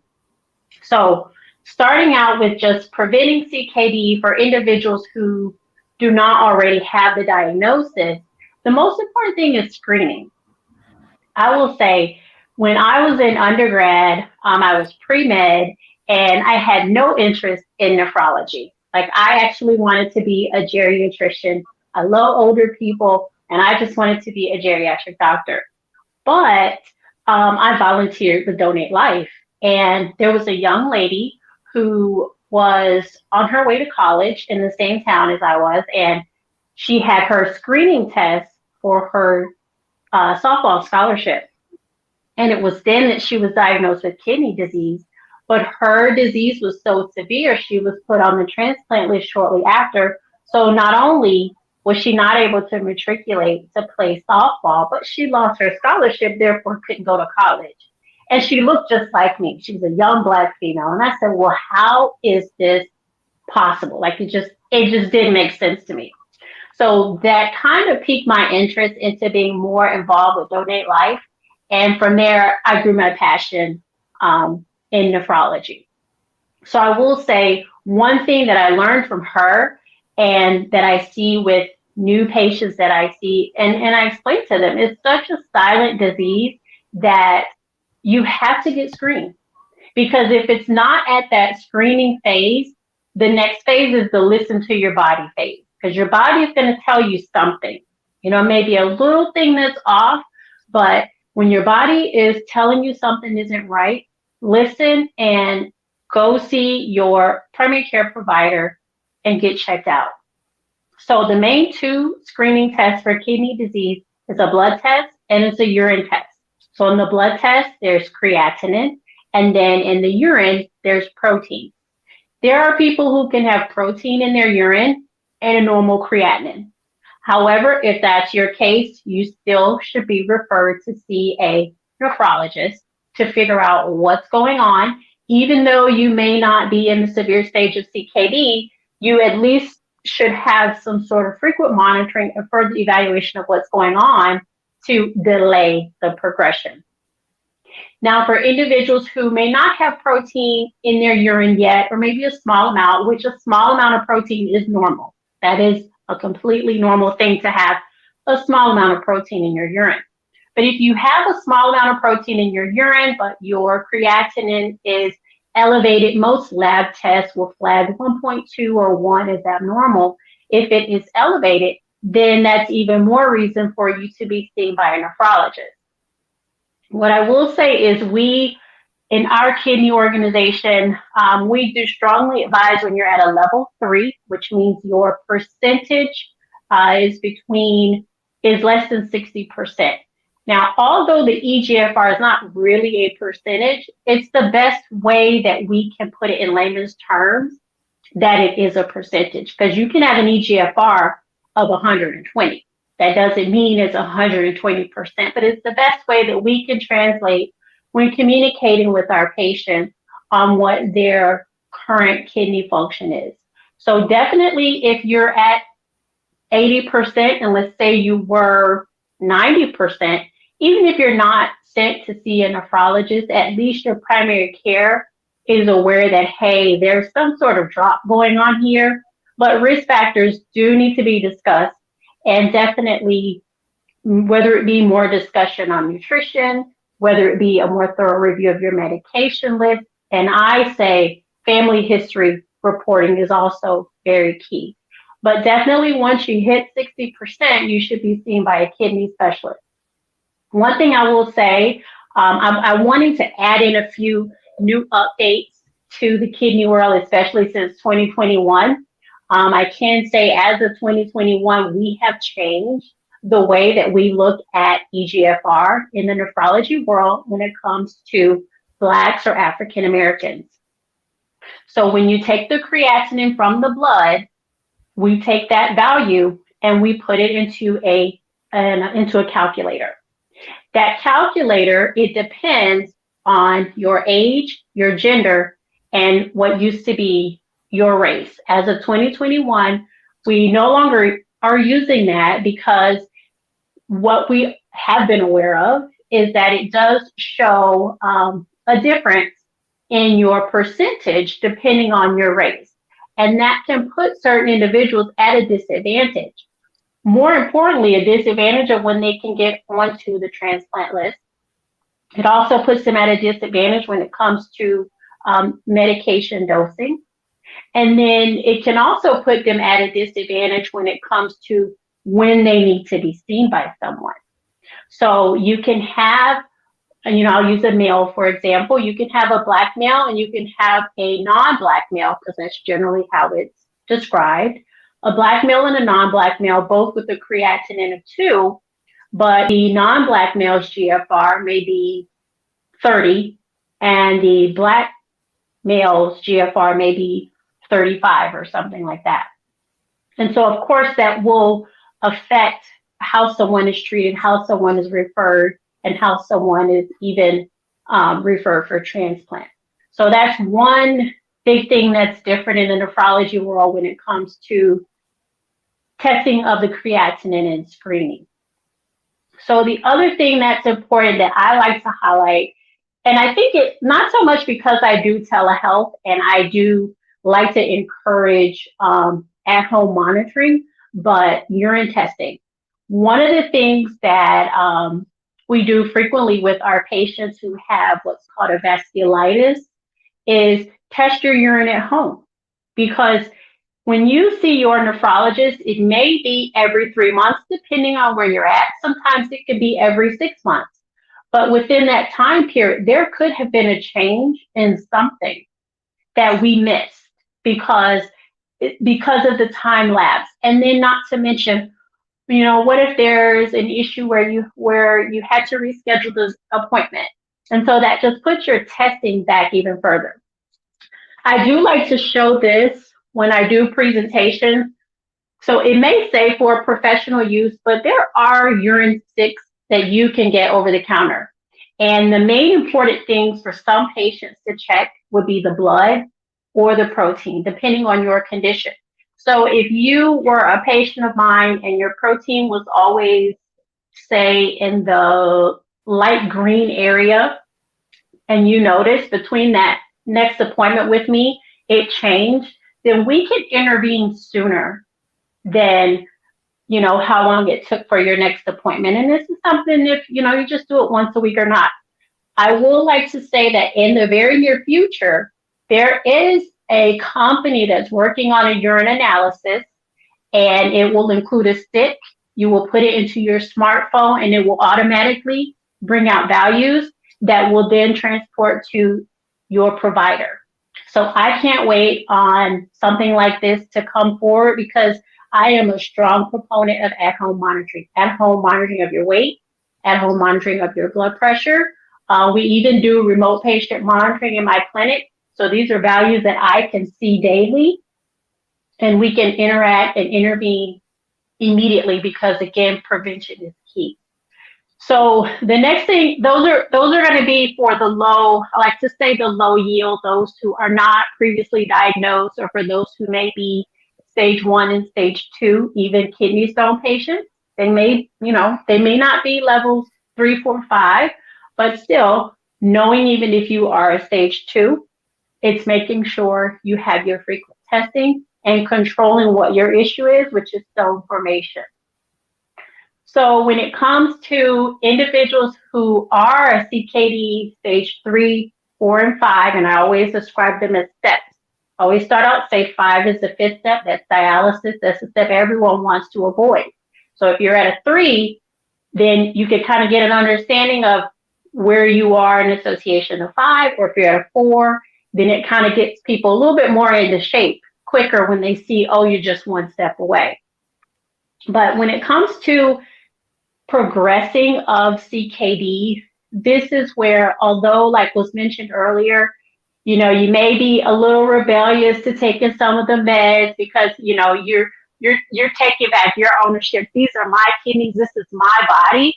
Well, I will tell you, as a nephrologist, I've always been in the mindset that your kidneys are my kidneys, because I need you to realize this is how important it is to keep you off of dialysis. And I do have my feelings hurt sometimes when I feel like people aren't treating our kidneys right.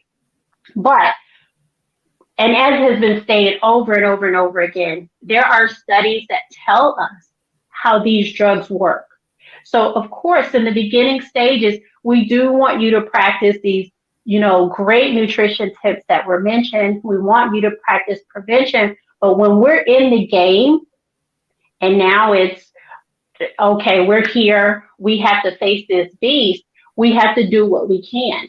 And so in addition to the nutrition, the weight management, the fluid intake, but again, if your heart failure is progressing, those meds are prescribed for a reason. It's to control your heart failure, because ultimately your kidneys will not be happy. Every time your heart pumps, 25% of that blood goes to the kidney. So imagine, like he said, a heart that's only at an EF of 20%, instead of it squeezing strong, it's a weaker squeezing heart. And so therefore, imagine if the kidneys want 25% of blood, it's not going to get that. And that's when we get into those forward flow issues where he was describing with the low pressure.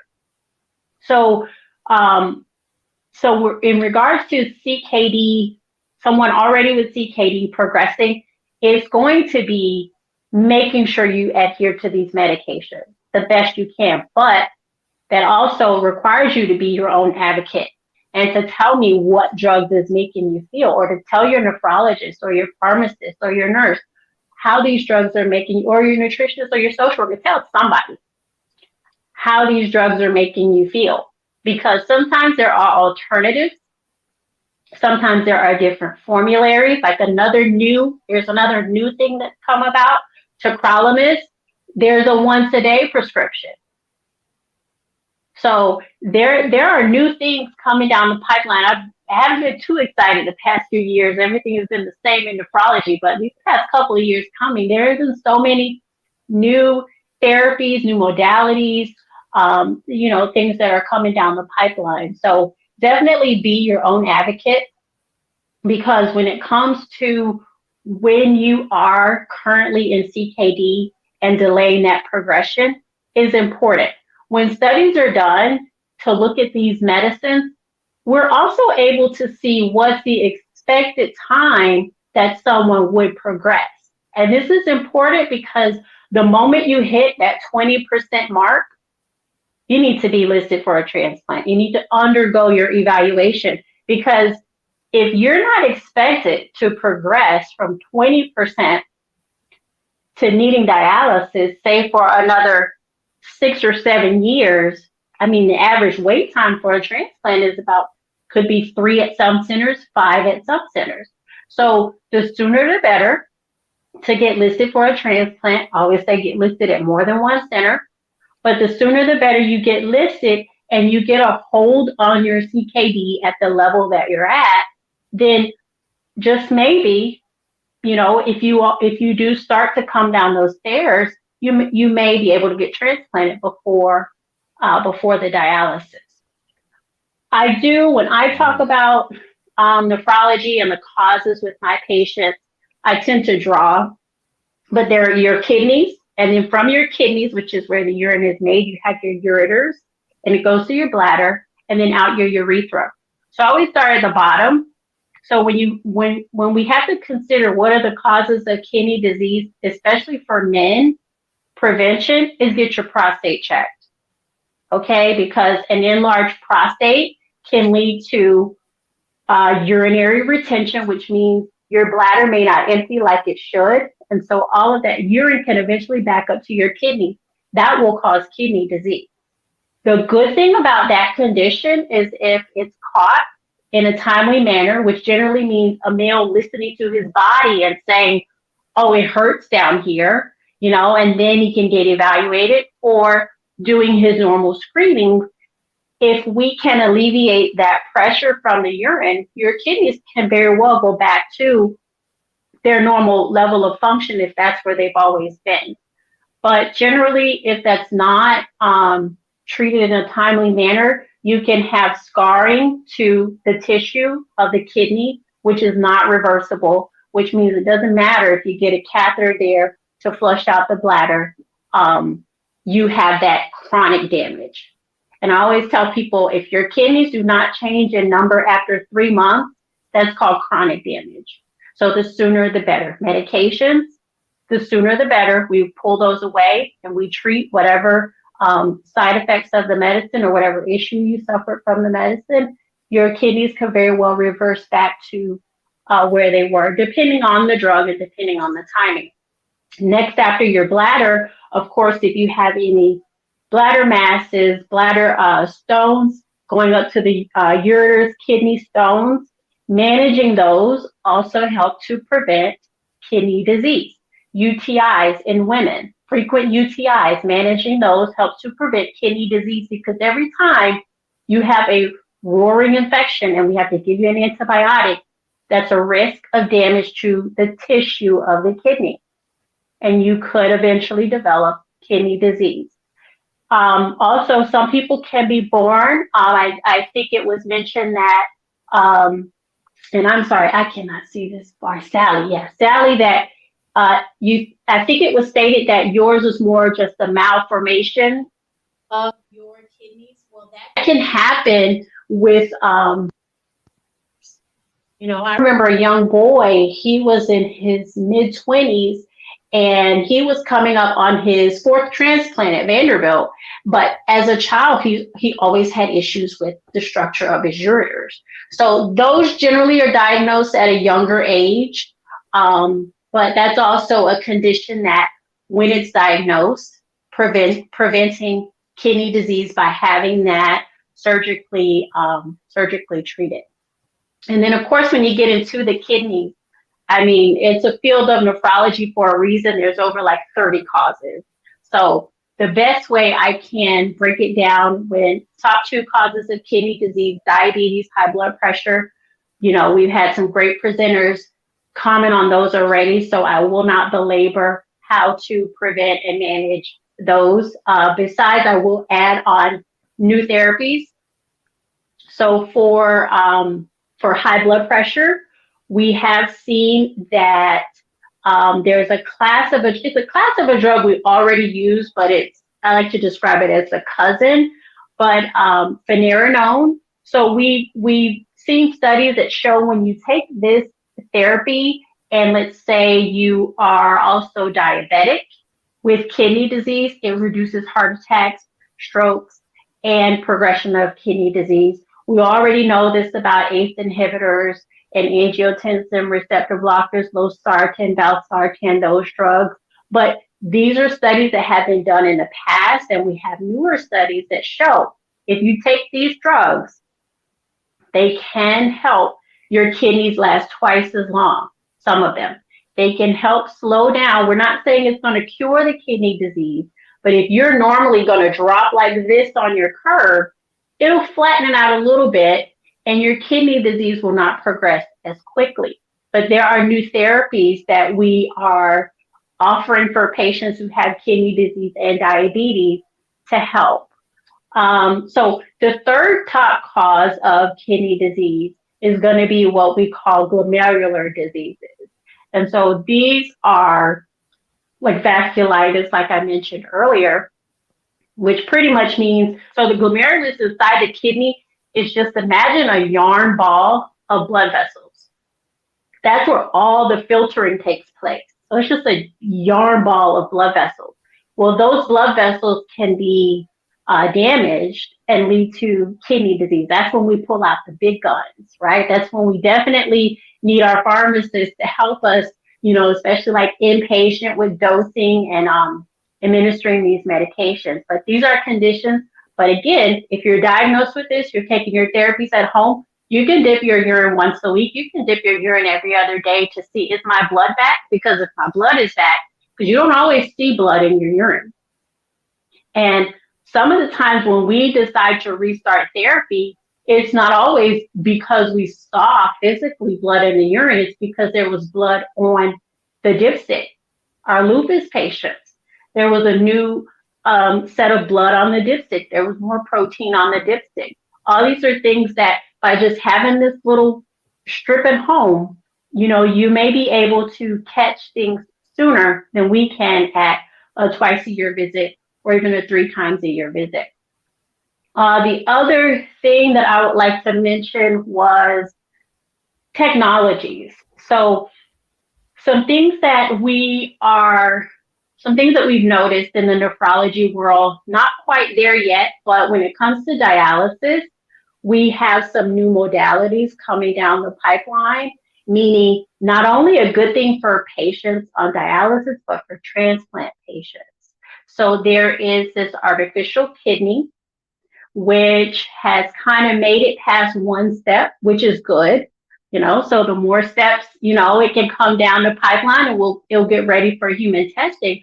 But it's going to be almost like a pacemaker that goes here in the chest to control the rate of the heart, but it will be implanted inside the body and it will do the job of the kidneys. And not only, so it's done out of UCSF. There's a physician and a scientist over at UCSF, and my former attending, Dr. Bill Fussell at Vanderbilt. They've joined together. He has an engineering background, so he's been working on this for the longest.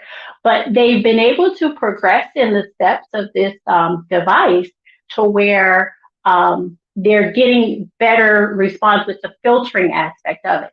And so what it would do is it would be implanted in your body. It would take the job of your kidneys. You will not need dialysis. And they're also considering it as an alternative to transplant, because then you won't need to go through the whole immunosuppressant route. So I don't know, you know, in which population they would use it first, but I know it's always been announced as being a replacement for dialysis to bridge you to the transplant. Now, there already exists what's called a WAK, which is a wearable artificial kidney. It's almost like a tool belt. I want to say, and I was able to have a lecture by him as well. I want to say they are in human trials with that, to where they are allowing individuals to test this out. So pretty much it's like a little tool belt you wear. It weighs, I'm not going to say a couple of pounds, but it weighs some pounds. And the other thing, like Philip has mentioned, I think he does peritoneal dialysis.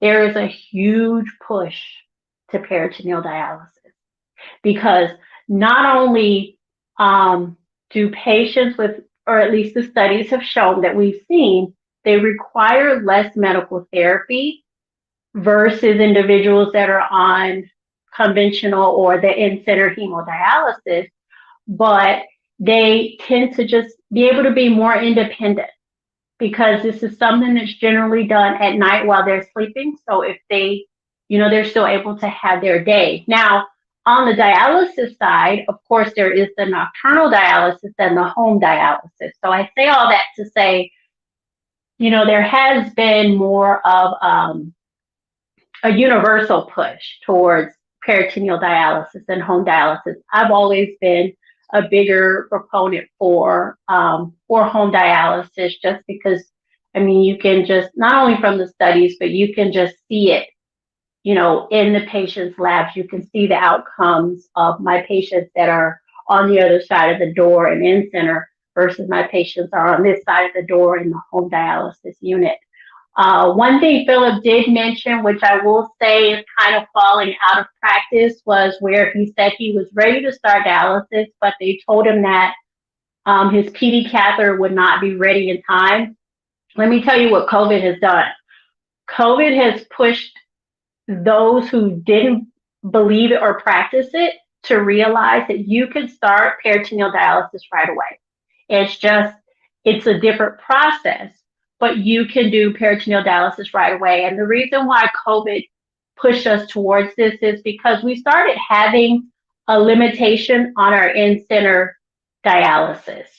We started having less resources, whether it was staffing, whether it was when we had COVID patients. Some facilities couldn't really adapt to accommodating those with COVID, those without COVID. So there was a big push to, whether it be spacing out the timing of dialysis, doing it less frequently, but there was a big push to doing immediate PD start, or urgent PD start is what we call it.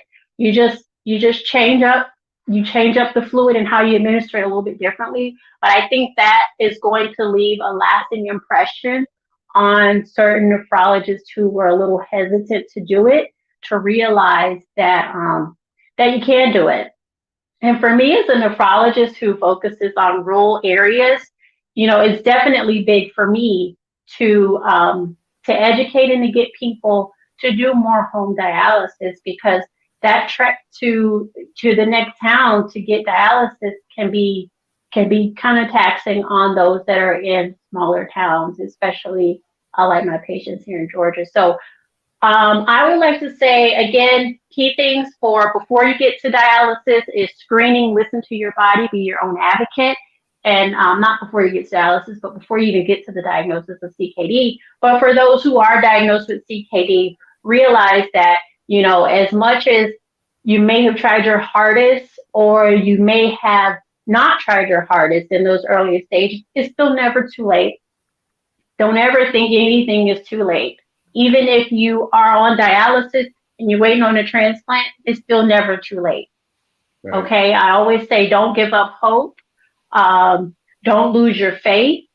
And I don't care what process you are, whether you're on your 5th transplant or whether you're waiting on your 1st transplant, this disease does not define you. Just listen to your body. And if you don't have confidence in who's a part of your team, again, like Saley said, we are a team. You are the quarterback. I only make suggestions.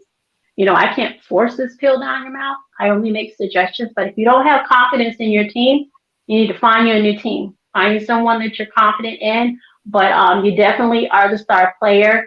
And if you don't do what you can for our kidneys, then I can't do my job.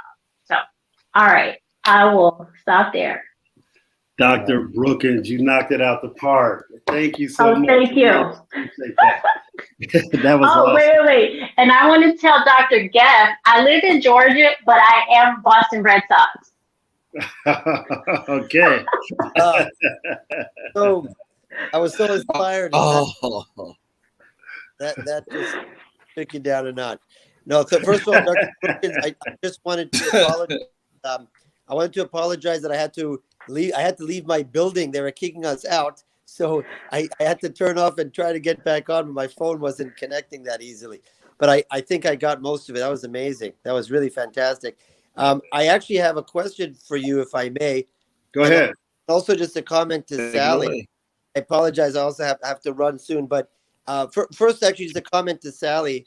When I always feel bad telling my patients to do things or take things that I've never taken. I don't know what it's like to take Lasix. I don't know what it's like to take blood pressure medicine. But for you, I can't even imagine to be talking to patients and guiding them through something that you've gone through yourself. And these are not simple medications either. Right. It must be quite amazing to do that, and to, for them to really to have faith in you because you know what you're talking about on a personal level. But Dr. Brooken, I wanted to just ask a medical question. Do you, in patients that have heart failure, not only because of kidney disease itself, but in patients who truly have, let's say, a low ejection fraction or a weaker heart, do you find that peritoneal dialysis versus hemodialysis, one or the other, is actually easier to manage them, or it's hit or miss? Because I have found some people that do better with peritoneal, some people better with HT. What do you think?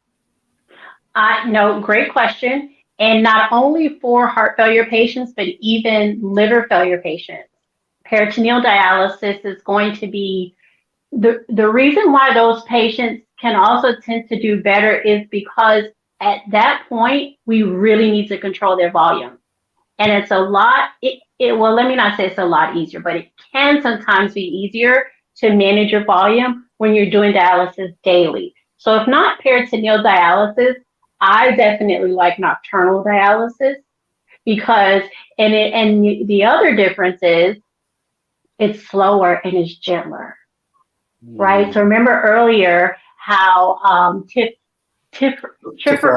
Cook was saying about his fistula, right? And we know we have those high output fistulas, and because dialysis is running, you said your rate was almost 600. But if you put someone on nocturnal, that rate slows down and it's much longer over time, and it's a more gentler form of dialysis, which of course, PD is going to be along those lines. So I would definitely say when it comes to liver patients, PD is good because you can also help with that ascites. But for heart failure patients, nocturnal dialysis is definitely, if not PD, definitely nocturnal dialysis. Great. Thank you for that. We appreciate that. I apologize, I have to run, but thank you so much, guys, for having me. This was really... thank you, Dr. Jeff. Dr. Jeff, we thank you so much for having you. We appreciate all the information you gave us and everything. Thank you. Take care. All right. Dr. Boykins, I have, you know me, I'm asking questions, but I just want to go back to a question that's out there in the ether. Everybody's been talking about this, and we get so much information on this. Some people are adamant about yes, some say no, but the question is really basic, but is it possible to cure kidney disease? I know that's a big question, but let's hear what you have to say about this. I will say cure is a strong word.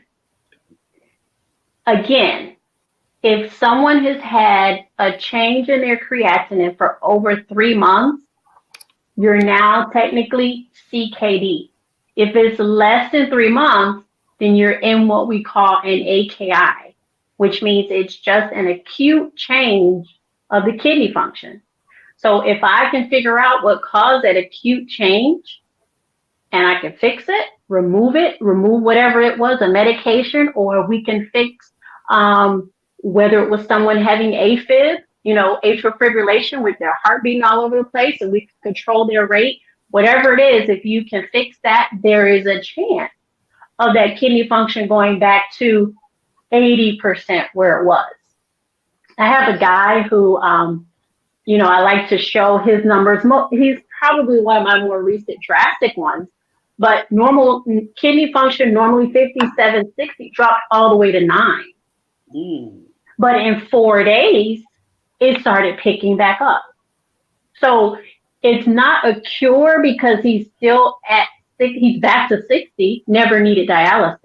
It's not a cure because he's not to 100 or before where he was before.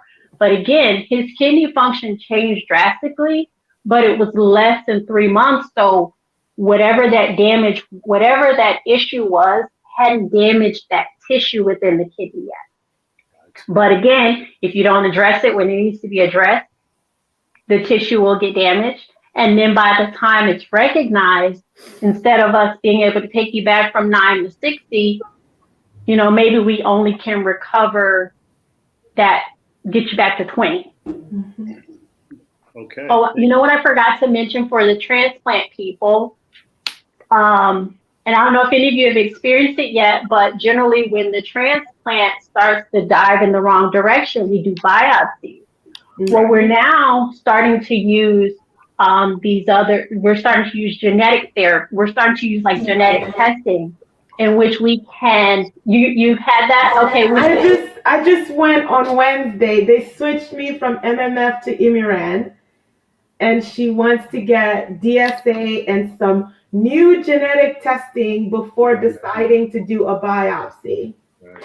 So I will say, because it is still maybe 2 years, 3 years of use, we are still combining both, right? So where if we do the test, just to make sure we're not missing anything, we may do a biopsy. But this test is going to be promising because it can prevent you from needing a biopsy. Mm-hmm. Yeah. Thank you for that. We appreciate it. I'm going to take a question from somebody who's watching. This is Wendy's question, and she goes, and this is for Dr. Brookins. She says, how has peritoneal dialysis improved since 1981? And that's a great question. I was on peritoneal for 6.5 years, and I did hemo for 5.5. So answer that question. That's a good one. Well, I'll go back to what I was saying earlier about Mr. Phillip, is that we are embracing urgent start, number one. So that means no one has to be delayed or told that they cannot do peritoneal dialysis because they need dialysis right away and we just can't start it for them. So one of the positives in peritoneal dialysis is that more people are getting comfortable with doing urgent PD starts.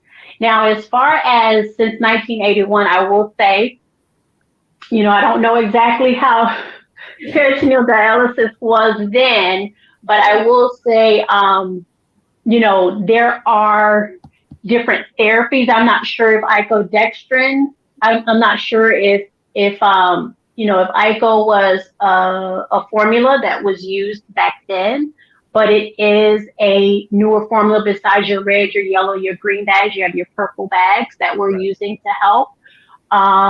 I will say, only from personal experience, I was able to treat and diagnose a gentleman who had a condition, the sclerosing condition, it's short for EPS, but pretty much where you can have damage to the lining. The longer you're on peritoneal dialysis, the higher your risk of developing this condition, which will ultimately make your function fail. But we have gotten better at diagnosing it and treating it.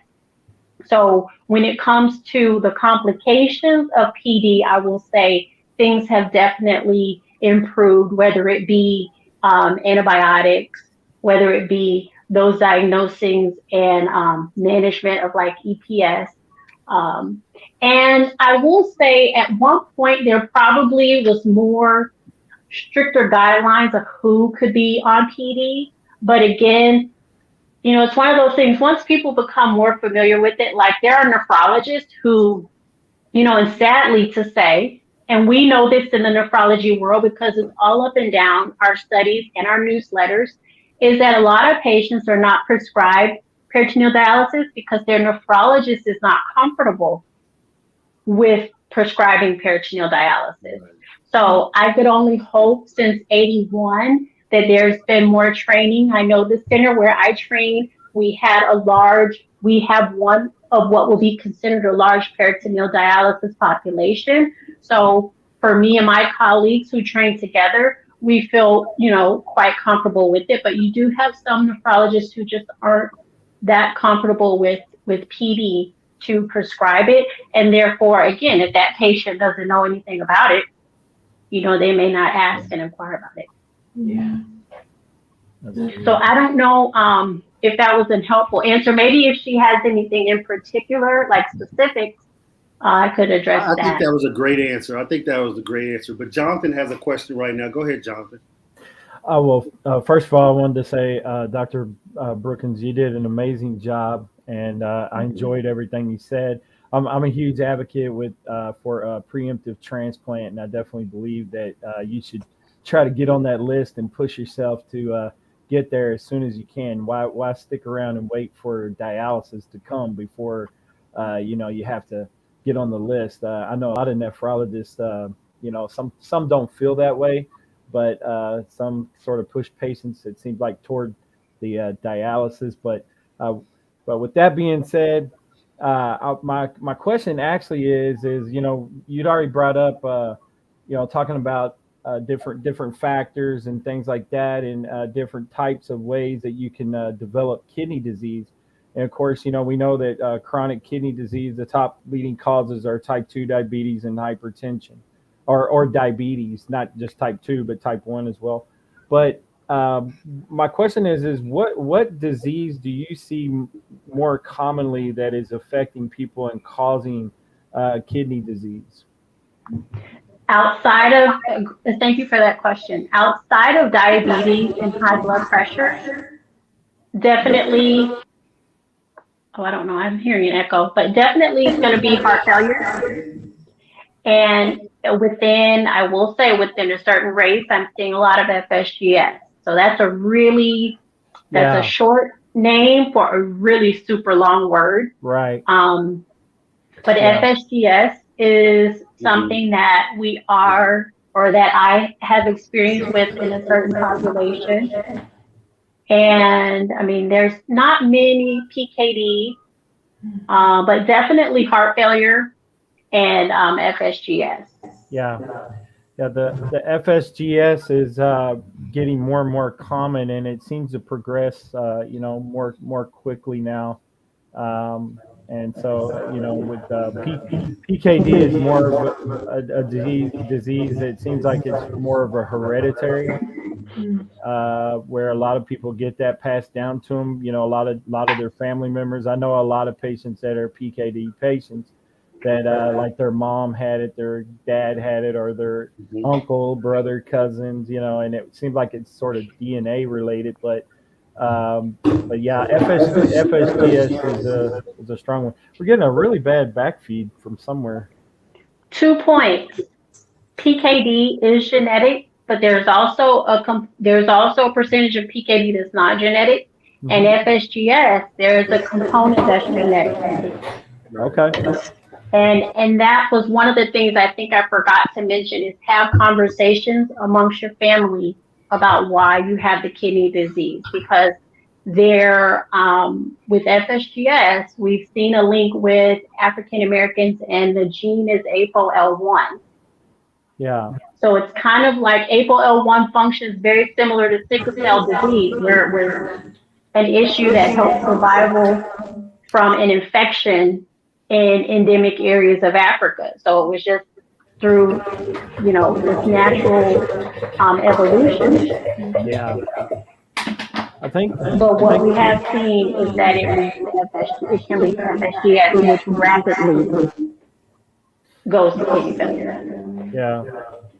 I think the scary thing about FSGS is that it can come back, even with the transplant, and it can come back quickly, from what I've heard. So it's one of the, if we had to rate 3 diseases that come back very quickly in a transplant, FSGS is one. Yep. And again, it's one of those things where, I have FSGS patients where their urine doesn't look bubbly to them, right? But they have a ton of protein.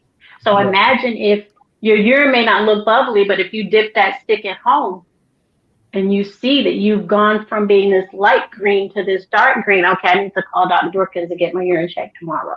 Right. Yeah. And there's a treatment for that. So the sooner we can diagnose it, the sooner we can treat it. Yeah. One of my advocate friends is a 34-year transplant recipient, and he had FSGS. And he said early on, he had his transplant in the 80s.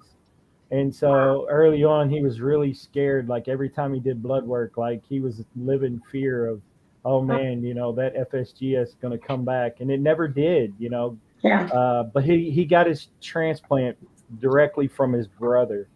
And as you know, the statistics do show that if you can get a family member closely, related, your kidney, can last a little, longer than a deceased donor. Not to say that a deceased donor can't last for a long time, because it can, but I think that's probably what happened for him, because like I said, he's 34-year transplant recipient with FSGS. So, Jonathan, Well, that's awesome. But I'm gonna tell you, my first transplant was from my sister, and I have FSGS is where my failure came from. And yeah, doctor said when mine came back in my first transplant, maybe my sister might have had a little bit of it, and that's why they did not want me to get another one from like any of my living family, because they might have had a trace, and there you go. That's what happened with me. So there was a publication maybe 2 months ago on this same topic, specifically African Americans getting a living donor from a sibling, because now we are getting more information about APOL1, and the question is, well, what if you get it from your brother who may be just a carrier, right? Or your brother who may not know, and now you have this this new kidney that's still APOL1. So, I mean, it hasn't shun away from accepting a living related donor as a minority or as an African American person, but it is something that we are aware of. And now the question is going to be, are the transplant centers going to start testing for that? Because right now it's not a requirement, but again, it could hurt a certain population if we start checking for that. Right. Yeah. My husband was turned down at Hopkins because of it. Wait, what happened? At Hopkins, my husband went through all the testing, and then they were like, "Oh, there's a genetic testing we want you to do," and he. Oh no! Yeah. So because he had that, he couldn't be your donor. Well, he had that. They had reservations about it. Well, and not only for the sake of you receiving his kidney, but also what could happen to him with one remaining kidney down the road. That's essentially what, because he was ready to whatever, but they were like, it's just that they feel irresponsible now that they discovered it in him. Now that we know about it. I know about it, encouraging him being a donor. And APOL1 is one of those genes where we call it a 2-hit factor, meaning you can have the gene and something, environmental can happen. Let's just say environmental, not sure. And you could be fine, but you could have a hit maybe the second time, and it just roars whatever organ it's going to affect, which we know it can affect the kidneys. It also can affect the heart too. I want to say in heart studies, it's more linked to hypertension. But I have a guy, he's in his 30s. His GFR was around, like maybe 20s. And when he caught COVID, we're ready. We're getting on the transplant list. And so since the pandemic, we've just been submitting samples. And in the beginning, some samples that were submitted, we thought that we could see the virus particles in the kidney tissue, but studies later on with more samples as they started getting submitted, we can't see the virus present, but what it's doing is it's affecting the tubules within the kidney. Right. And a lot of people who have FSGS with COVID, a lot of them were progressing onto dialysis and not coming back to their normal. And then there were some people who didn't have FSGS, got COVID, and they weren't really impacted as much. But it was definitely something that we know. If you have FSGS, APOL1 related, and you got COVID, there's a strong chance that you could have very well progressed. Right. Yeah. So it looks like they are testing more frequently. And some centers, again, centers can make their rules sometimes. So some centers can say, we don't want to test for it, and some centers can choose to. We wanted to do a second opinion, but then I got a call. Oh, congratulations. We went to Georgetown for a second opinion because, you know, we were upset about it, but then we got a call, so that took care of that. It was a blessing. It was meant to be. Right. Right. Yeah. Tafaro, you have a So, deceased donor? and I think I have the last question. What was it, Jonathan? No, go ahead, Phil. Oh, go ahead, Phil. It's fine. No problem. My question, because you touched on how, you know, basically adults can monitor their health and noticing signs and things of that nature. What can parents do for their kids? What can they look for in certain situations? And this is important to me because I got diagnosed at 4. But by the time they figured it out, I was already looking like Pillsbury Doughboy and walking around all swollen. So it was kind of too late for me at that point. By the time they did the biopsy, they'd already said, you know, he's going into you know, renal failure, and you know, from that point I was only at 30% till I got on the list. So specific things that parents can look for in their kids, whether it's urine output, you know, swelling, things of that nature. Like, what can they look for to be able to say, okay, I need to take my kid to a nephrologist or just to the doctor? And Right. That's a great question. And actually, I kind of, you know, thought about you being diagnosed young. I will say what is unfortunate about pediatric versus adults, you know, when we go to our primary care doctor, because if we have high blood pressure, you know, we're screened for kidney disease, or if we have diabetes, we're screened for kidney disease, or just generally just having, it's a part of the basic blood work. You know, you may not always get your urine test. If you don't have those risk factors of high blood pressure, diabetes, you may not get your urine checked, but you're going to get the basic blood test. And when it comes to pediatric care, whether or not they're doing the basic blood test, they may not do it that often, because I just took my 2-year-old and the only test that she got in over 6 months was her hemoglobin check. So it doesn't, you know, checking for creatinine is not something routine that's done for a child at every visit, and definitely not the urine. So when it comes to a parent and their child, what's going to be important is going to be the signs, going to be those symptoms. So how many wet diapers are they making? Are you concerned with them making less wet diapers or more wet diapers? Does their urine, does the diaper, is there anything different about the appearance of the urine in the diaper, whether it's darker versus, you know, just a pale color? And also, like you mentioned, if you're starting to look like Pillsbury Doughboy, I want to say there was this mom I followed on YouTube, and, you know, she was enjoying her infant daughter. And then when she hit like 2 years old, she's sharing the story with us about how her daughter just started swelling up for no reason that she didn't know.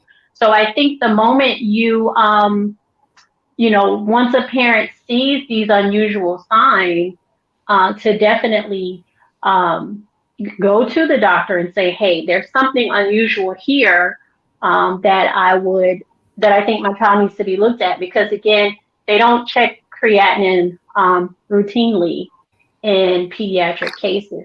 Now, when it comes to genetic testing, you know, the main thing that kids get are going to be cystic fibrosis and sickle cell, but they're not getting, you know, the gamut of PKD. They're not getting the APOL1. They're not getting any other genetic conditions that we see within the kidney world. But what's also important is going to be to understand their health conditions too. So whether it be if they know that, you know, they had kidney problems, or the dad had kidney problems, mom had kidney problems, understanding that. But my key advice for that is going to be just understanding and knowing when something is off about your child.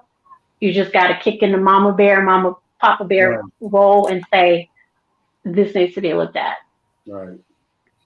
But kids can generally, for us, pediatric kids, we put them on peritoneal dialysis. And we also know that kids can be quickly transplanted from their parents, as long as the parent is fine in their kidney function, that they can get transplanted from their living parent quicker. Thank you. Appreciate that very much. Thank you for joining us, Mr. Cook. It's all yours, sir. Hey, everybody. It was great. Saley, Kelsey, Dr. Boykins, Dr. Geft. We appreciate all your information. Brookins, sorry. And we appreciate all your information. We appreciate everything you guys done. This was a wonderful thing. And now, Phil, I'm going to give it to you because we have a special trailer, right? Yes, sir. So the host that we were supposed to have, Erica Nicolay, couldn't join us today because she had some personal things that she had to deal with. And we want to let Erica know that we're thinking of her. We appreciate her even saying yes to doing this for us when we asked her. So the trailer I'm going to show to you today is actually a documentary that Erica has done herself in finishing stages of production now. It is called Let There Be Life. And I've watched the trailer already and she's done an amazing job so far. So she decided to do something, a documentary for organ donation to prove how important it is. So she followed 3 people around that are, I believe, on dialysis and looking for transplants. And so she asked us to show this trailer for her, and we were happy to do it. I mean, she supported us from day one. The 3 of us, myself, Mr. Cook, and Mr. Trailer, have all been on her show, Let There Be Life, on Instagram. She's been on The Second Chance, me and Tafaro in the past. And, we definitely had no problem with saying yes to showing this for her. So just give me a second. We bring it up here.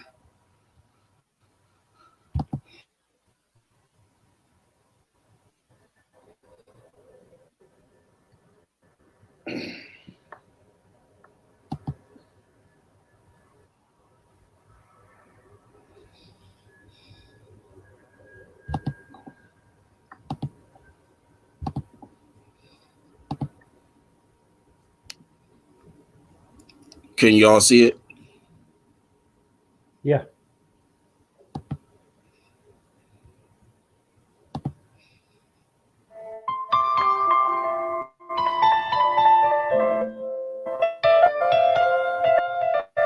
Well, when I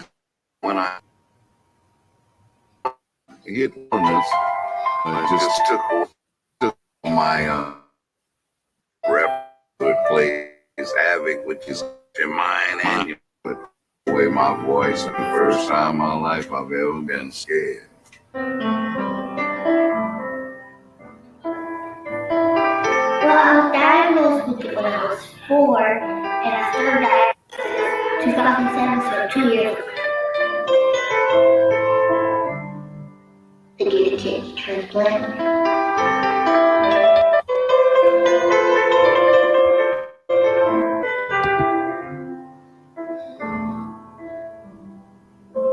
Then I had to eat all the food. I had to sleep on the machine on use the bathroom.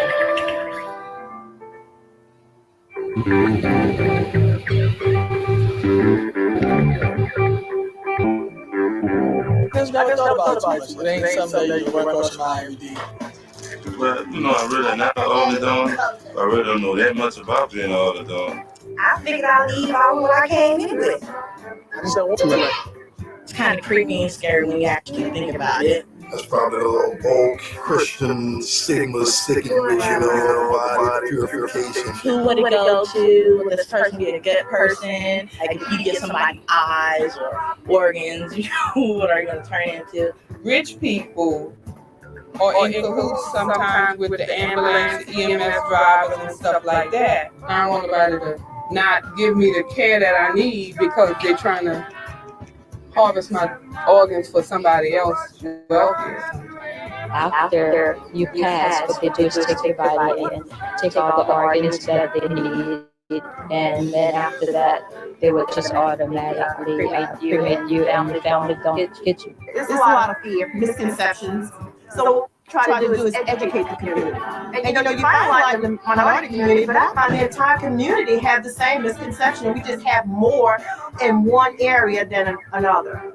We want to make sure that there aren't any loss of lives because somebody didn't think to say yes. Yes is a very powerful word, and so that's our mission. Some people may say if it's your time, it's your time. But stuff happens to people, and it may not be your time. Can be living through somebody else. Hey, I might donate my eyes and somebody be living through me. They'll be able to see.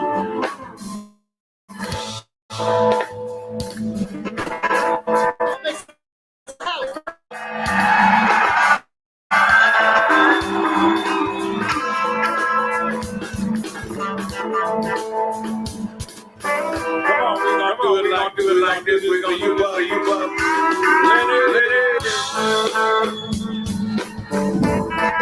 You have to learn all over again how to talk, how to survive and deal with the disease. Not gonna give you, I'm not gonna give you defeated. Every time I get up on stage, it's a plus. I find people clapping, glad to see me back there the other night because they know how much what I do means to me and who I am. It's just me. To fight your war, here we come home with mama, back start.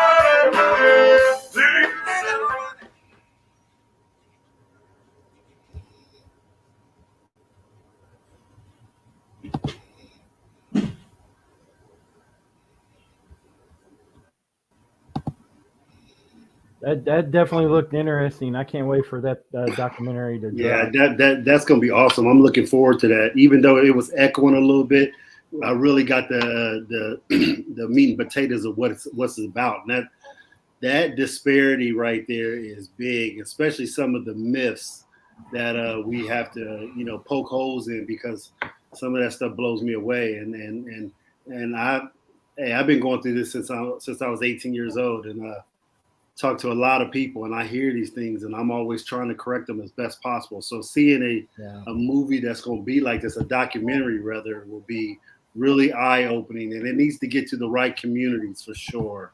So Absolutely. We can get more people transplanted, man, for sure. Absolutely. Yep. And the fact that you can live with life with one kidney. So many people are so misinformed about that. I don't know how many times I talk to people and they would tell me, if I give you my kidney, then something will happen to me and I'm going to die or I'll get sick. And I'm like, no, you don't understand. You can live life with one kidney. Right. And live good. And live and thrive. Right. Live. Right. Okay, everybody. Thank you so much again. Thank you for all the presenters. Thank you for all the collab. This was a lot of work, but it was great. And our goal is just to keep on moving the needle for patients with kidney disease. And we thank you so much. And again, this was really, really good. And I'm happy it went off without a hitch, even though I was messing up a little bit. Erica was definitely a better host than me, because I'm not used to hosting. So it was thrown to me like, can you host? I was like, yeah, okay. But it went off good. And I think it went off good with the professionals we got. Dr. Brookins, Dr. Jeff, Saley, y'all did y'all's thing, and Kelsey with her video. Wonderful, wonderful, wonderful. And thank you again. I'm out. Yeah. See y'all next time. Yes. Hey, Shell. I was going to say hi to Shell. I see her in there. Thanks again, everybody. Take care. God bless. Everybody have a good night.